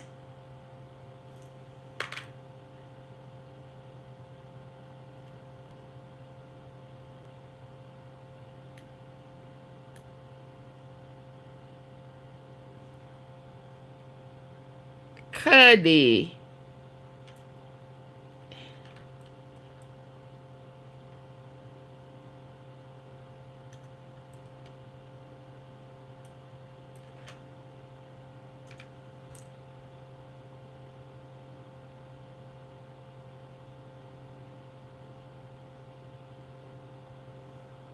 No. Jane learned that Combs was taking antidepressants. She confirmed she wanted to become difficult for her when Sean Combs started spending time with Young Miami about 6 months to a year after they began dating. Combs and Young Miami had a very public relationship that appeared to be monogamous. We go together now? We're real bad. Whatever you say. I like that. And would post each other on social media, but Jane said her relationship with Combs was very private. It was definitely not something I signed up for. I didn't sign up to date a man that was in a public relationship. Y'all think Diddy was paying both of their rent? Are you paying both of their rent? Yes. You know you're not paying their rent. So now we're going to speak about how Jane said Combs was not taking care of himself. So on their first trip to Turks and Caicos, Jane suggested Sean Combs go to a rehabilitation center in Thailand when she realized how the drugs he was taking affected him. On the flight to Turks and Caicos, she noticed his hands were shaky, his eyes, teeth, and coloring seemed off. I could tell he wasn't taking very good care of himself. Garrigo suggested that Jane knew he was a drug addict from early on. She said, in the beginning, I didn't really know how to label it. I encountered somebody that was overdoing the partying. Jane added, as our relationship continued, I noticed a very strong pattern, and I still didn't really even label it as a drug addict. I think now I would say that, but then I would just say that he was a really big party guy. Towards the end of their relationship, Y'all Jane know learned I'm that looking Combs was for it, taking right? antidepressants. She confirmed she wanted to get him off of drugs and back to his natural form. She testified that Combs had once told her that he was interested in getting ketamine therapy. Okay, so they go on a brief break and then they come back. Garrigo says, let's talk about the hotel nights. What was your understanding of why Mr. Combs wanted them? They were driven by his desire. Now, she said Combs would use the terms voyeurism and fantasy, but she researched and found a term that was more fitting, and she called it cuck. Jane said that she began researching Combs' sexual preferences to better understand him and his obsession with freak-offs in which she had S3X with other men while he watched. She says a cuck derives pleasure, seeing his woman derive pleasure from the other men. Jane said that when asked to define the term, which derives from cuckold, for a man with an unfaithful wife and has become a common epithet online. Cucks could also have a bi-curiosity that they are too ashamed to experience themselves, she continued. So they use the woman to venture out in the curiosity without actually doing the act itself. How you doing? Combs is leaning forward in the seat and looking at his attorney, Tina Garrigo's like, girl. Garrigo suggested that Jane told prosecution that she enjoyed just about every minute with Combs during hotel nights. She says, during hotel nights, the portion of me and him, yes, I love that part. She testified that they would have some alone time for about 30 minutes to an hour before the entertainer came and after they left. And she also enjoyed when it was just the two of them making love. Jane confirmed that Combs gave her the attention and affection she wanted during hotel night. Okay, so when it came to the video recordings, you put on a good show for him in these videos because you knew he would watch them back. Yes. Garrigo suggested that Jane liked watching the movies back with Combs, but Jane said she would just accept that. I did not like that part, but it was just part of the relationship. Now, Jane confirmed that there were a few occasions when Combs would actually end a hotel night early when she vocalized that she wanted to stop. She testified that there were a few rare occasions when Combs agreed to dismiss an entertainer when she wasn't attracted to or comfortable with them, but only after she tried to have intercourse with the men for a period of time. Defense attorney Garrigos tried to suggest that Combs readily agreed to dismiss the men when she wasn't comfortable, but Jane pushed back that she had to endure sexual interactions with the men first.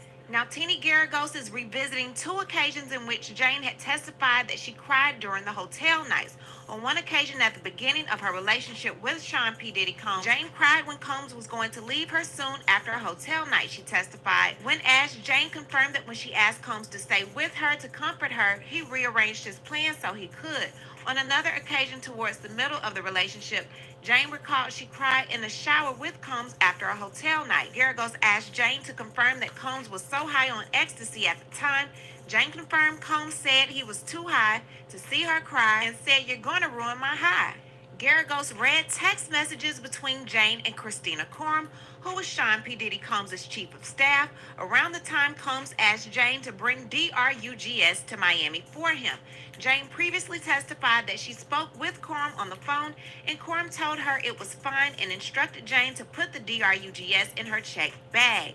The messages read aloud did not include Coram saying that, but Jane maintained that she spoke on the phone with Coram about it. Garagos said, "She's not asking you to do it here, right?" Tina Garagos is distancing Coram from the illegal activities. She says he is going to have you pick up a packet. Garagos asked if Coram would fly on Combs' private plane when she traveled with him, and Jane said she assumed so, but said she wasn't sure. Jane testified that she and Coram were not close, and she said that Coram didn't like her. Jane said that her dynamic with Coram was hard on her relationship with Combs because the employee was always with Combs. I believe that she had very strong opinions about me, which influenced a great deal of how Sean also treated me. Now, Coram, who has been mentioned by the government multiple times, may take the stand.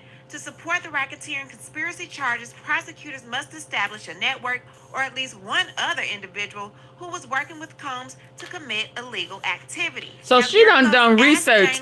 So in other words, y'all, she done research on his behavior. She has done research on this fool's behavior.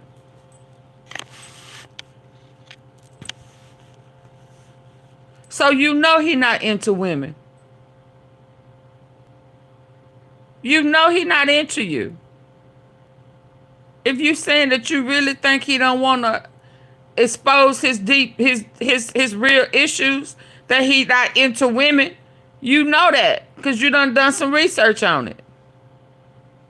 Or maybe your therapist told you. Maybe you found out on your exit. But why you still in love with him? If you know he a cuckold. Vector, which was used between Combs and Jane and a male escort named Paul. Jane testified that he a whole cuckold. In this trio, Jane was Kobe Bryant and Paul was Shaquille O'Neal, and Jane testified Combs meanwhile was Jordan. But how you Jordan? You ain't doing nothing but recording. Now, Garagos leaned into these and other details of Jane's testimony that suggested a certain amount of affection between herself and some of these male escorts, such as Paul, in an attempt to undercut her claims of trafficking.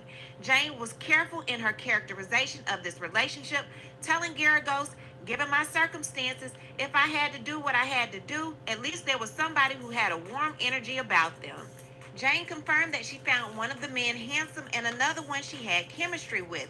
Garagos returned to Jane's testimony about how they got involved with another adult performer called Sly. Jane testified that she and Combs were watching Sly's PORNO videos one night before reaching out to him. Garagos asked Jane if she wanted to look up Sly's profile. With the encouragement of my partner, Jane said. Garagos asked if it was Jane's idea to privately message him. Y'all get the lights up before I shut it down. Yes. It's 171 people in here. Get the lights up. He was encouraging it, Jane said. So they go to lunch and they come back. After lunch, Tina Garagos resumed her cross-examination of the government's witness, Jane, an ex-girlfriend of Sean P. Diddy Combs, who is testifying under an alias. She asked Jane about her modeling career, but quickly moved on to a series of sexually explicit texts between the witness, her then boyfriend Sean Combs, and an adult film star named Cabral. So steamy texts are being read out loud to the jury by Jane and defense attorney Tina Garagos, mirroring a tactic the defense used with Cassie Ventura earlier in the trial. As one might imagine, it makes for fairly awkward moments, such as Garagos saying, "In the flat effect of attorney, "I want to sit on your face," or explaining the sensual connotations of a water drops emoji. So basically, they're trying to allude to the fact that Jane actually wanted these hotel nights and she was not being forced.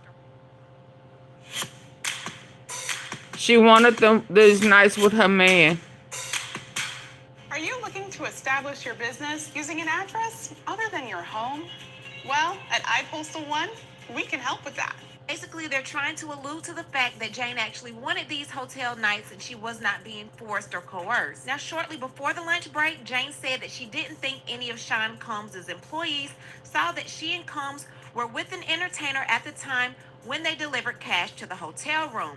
Jane said she didn't think the employees ever came inside the hotel rooms in the middle of a sexual encounter. Jane also testified she didn't believe Christina Coram, Combs' then chief of staff, knew about the hotel nights with the entertainers. Hey, naturally, Norland. Combs specifically didn't want Coram Any to know woman in their right mind would have new Diddy like. Defense attorney Garagos also returned to Jane's previous testimony about her conversation with Coram, in which Jane alleged Combs threatened her about her S3X tapes.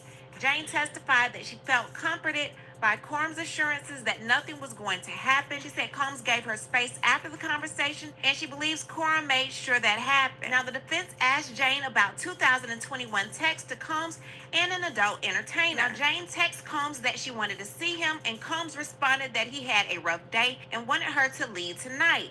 Jane responded they should freshen up, have a drink, and see where the night takes them. Combs said he didn't feel like being around people, according to the text read in court. On the stand, Jane confirmed they had a hotel night after those messages. The next day, Jane texted the adult performer Sly, asking for explicit video. Jane testified that she was with Combs at the time, and he was asking her to reach out to Sly for the videos. A few days after that, Jane texted Sly about coming to visit and said, "I'll organize." Jane testified that she was with Combs at the time, and they were trying to figure out if and when they would see Sly. So Garagos begins to show more texts. These are from November 2021 between Sean Combs and Jane planning to see each other. In the messages, Combs told Jane to be explicit, prompting her to send explicit messages about S3X acts with Combs and an entertainer. Garagos and Jane read some of the messages aloud in the courtroom, and Jane testified that she spoke in graphic sexual language, knowing that's what her lover Combs wanted. After exchanging a series of fantasy messages about the entertainers, Combs asked what Jane wanted to do. She wrote that she wanted to spend time with her favorite person, meaning Combs. Combs then asked Jane if she wanted him to stop by with an entertainer. Jane testified she said yes to the sexual encounter with the entertainer at her home because it was the only way she was to see Combs. That was the only option I was given, and I wanted to see my lover. The jury saw more messages between Combs and Jane, in which Combs asked her, "You can't handle no more?" Jane testified that Combs was trying to encourage You her don't to feel have sorry sex for them with anymore. someone else. Why you can't feel sorry for them? He's a cuckold. Kind of teasing or taunting me to have one more of these nights. Jane confirmed that He's she a cuckold. hotel night after these messages. Now, the jury began to hear voice messages that Sean Combs and Jane exchanged. And when did you ever feel sorry for them? Precious, stop. When they were discussing You never. each other. Combs said she could set something up and said the last vision we had involving two of the entertainers, they frequently he said, let me say this, he set up Wolf because Wolf was fine. Did y'all see Wolf? Now the jury began to hear voices. He hate nice looking men that don't want him. 2021, when they were discussing seeing each other. Combs said she could set something up. Look at Wolf. The last vision we had involving two of the entertainers, they frequently see, he didn't even want me to look at Wolf on her. Sean Combs and Jane exchanged on November 22nd, 2021, when they were discussing seeing each other. Combs said she could set something up and said the last right there. Oh wow! Did y'all see Wolf? They frequently I'm trying to stop it so we can see Wolf. He had Wolf.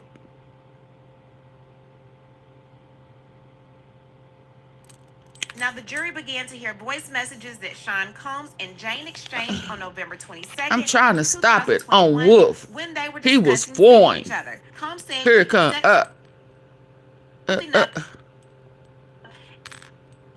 And said, is that Wolf? Was that Wolf? Baby. Wolf was fine.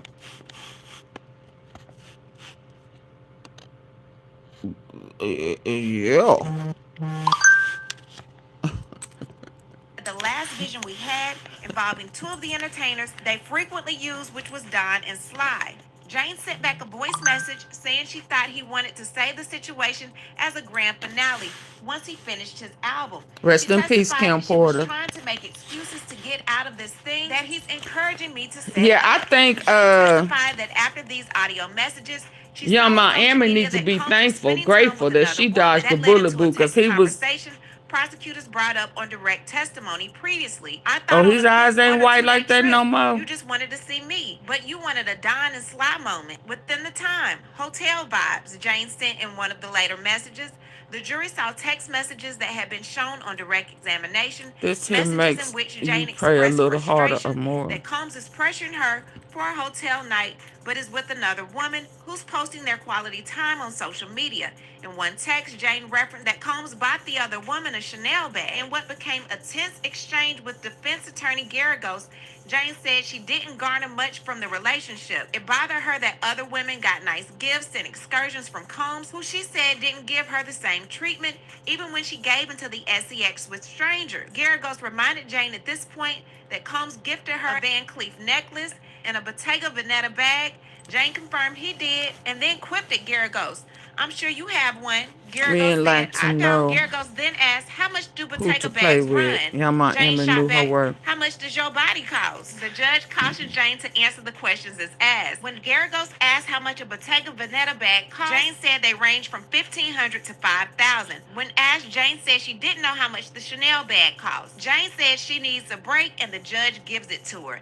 Now court is back in session. Jane testified that the home she currently lives in now is about 5,300 square feet, which is significantly bigger than the 1,400 square foot apartment she used to live in.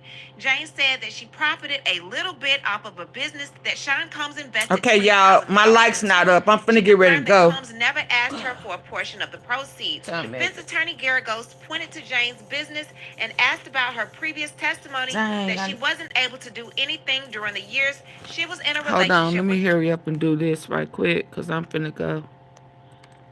I know y'all know I leave. So that I won't have to change my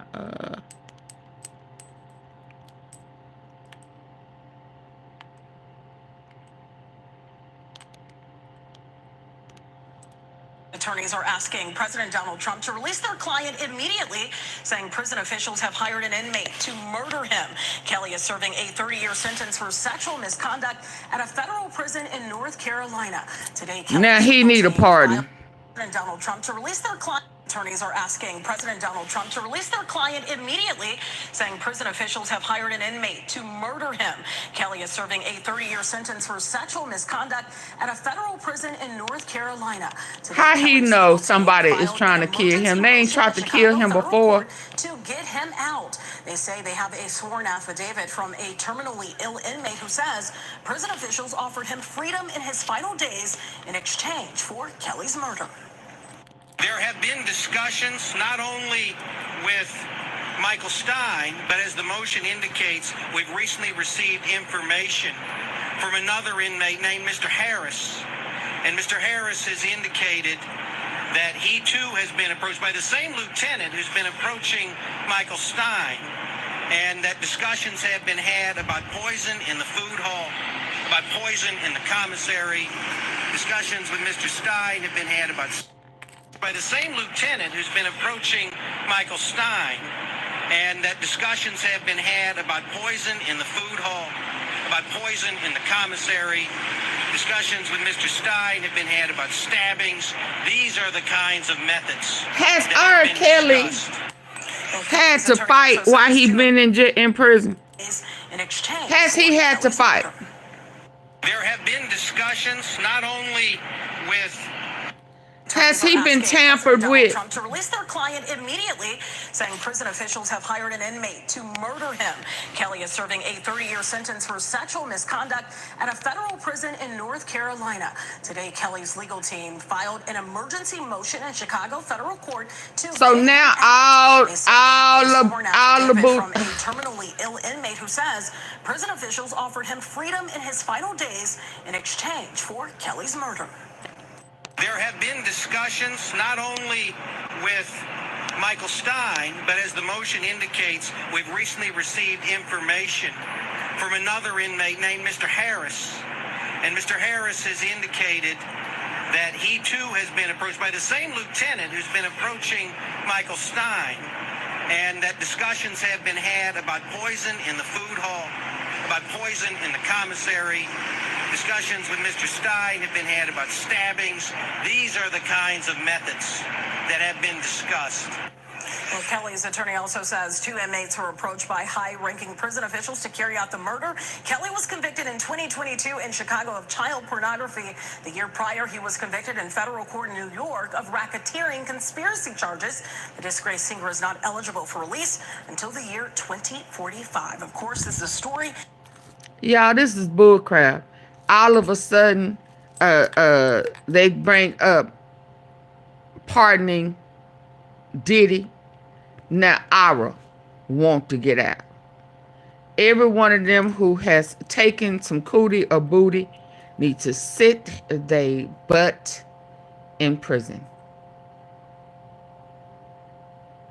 Y'all felt entitled to take it, now be entitled to sit. You knew when you was taking cootie and booty that somebody was going to try to take something from you in prison. You already knew that. And you still chose to. Don't see nothing wrong with a little bump and grind with some minors. And Mr. Harris has indicated that he too has been approached by the same lieutenant who's been approaching Michael Stein, and that discussions have been had about poison in the food hall, about poison in the commissary. Discussions with Mr. Stein have been had about stabbings. These are the kinds of methods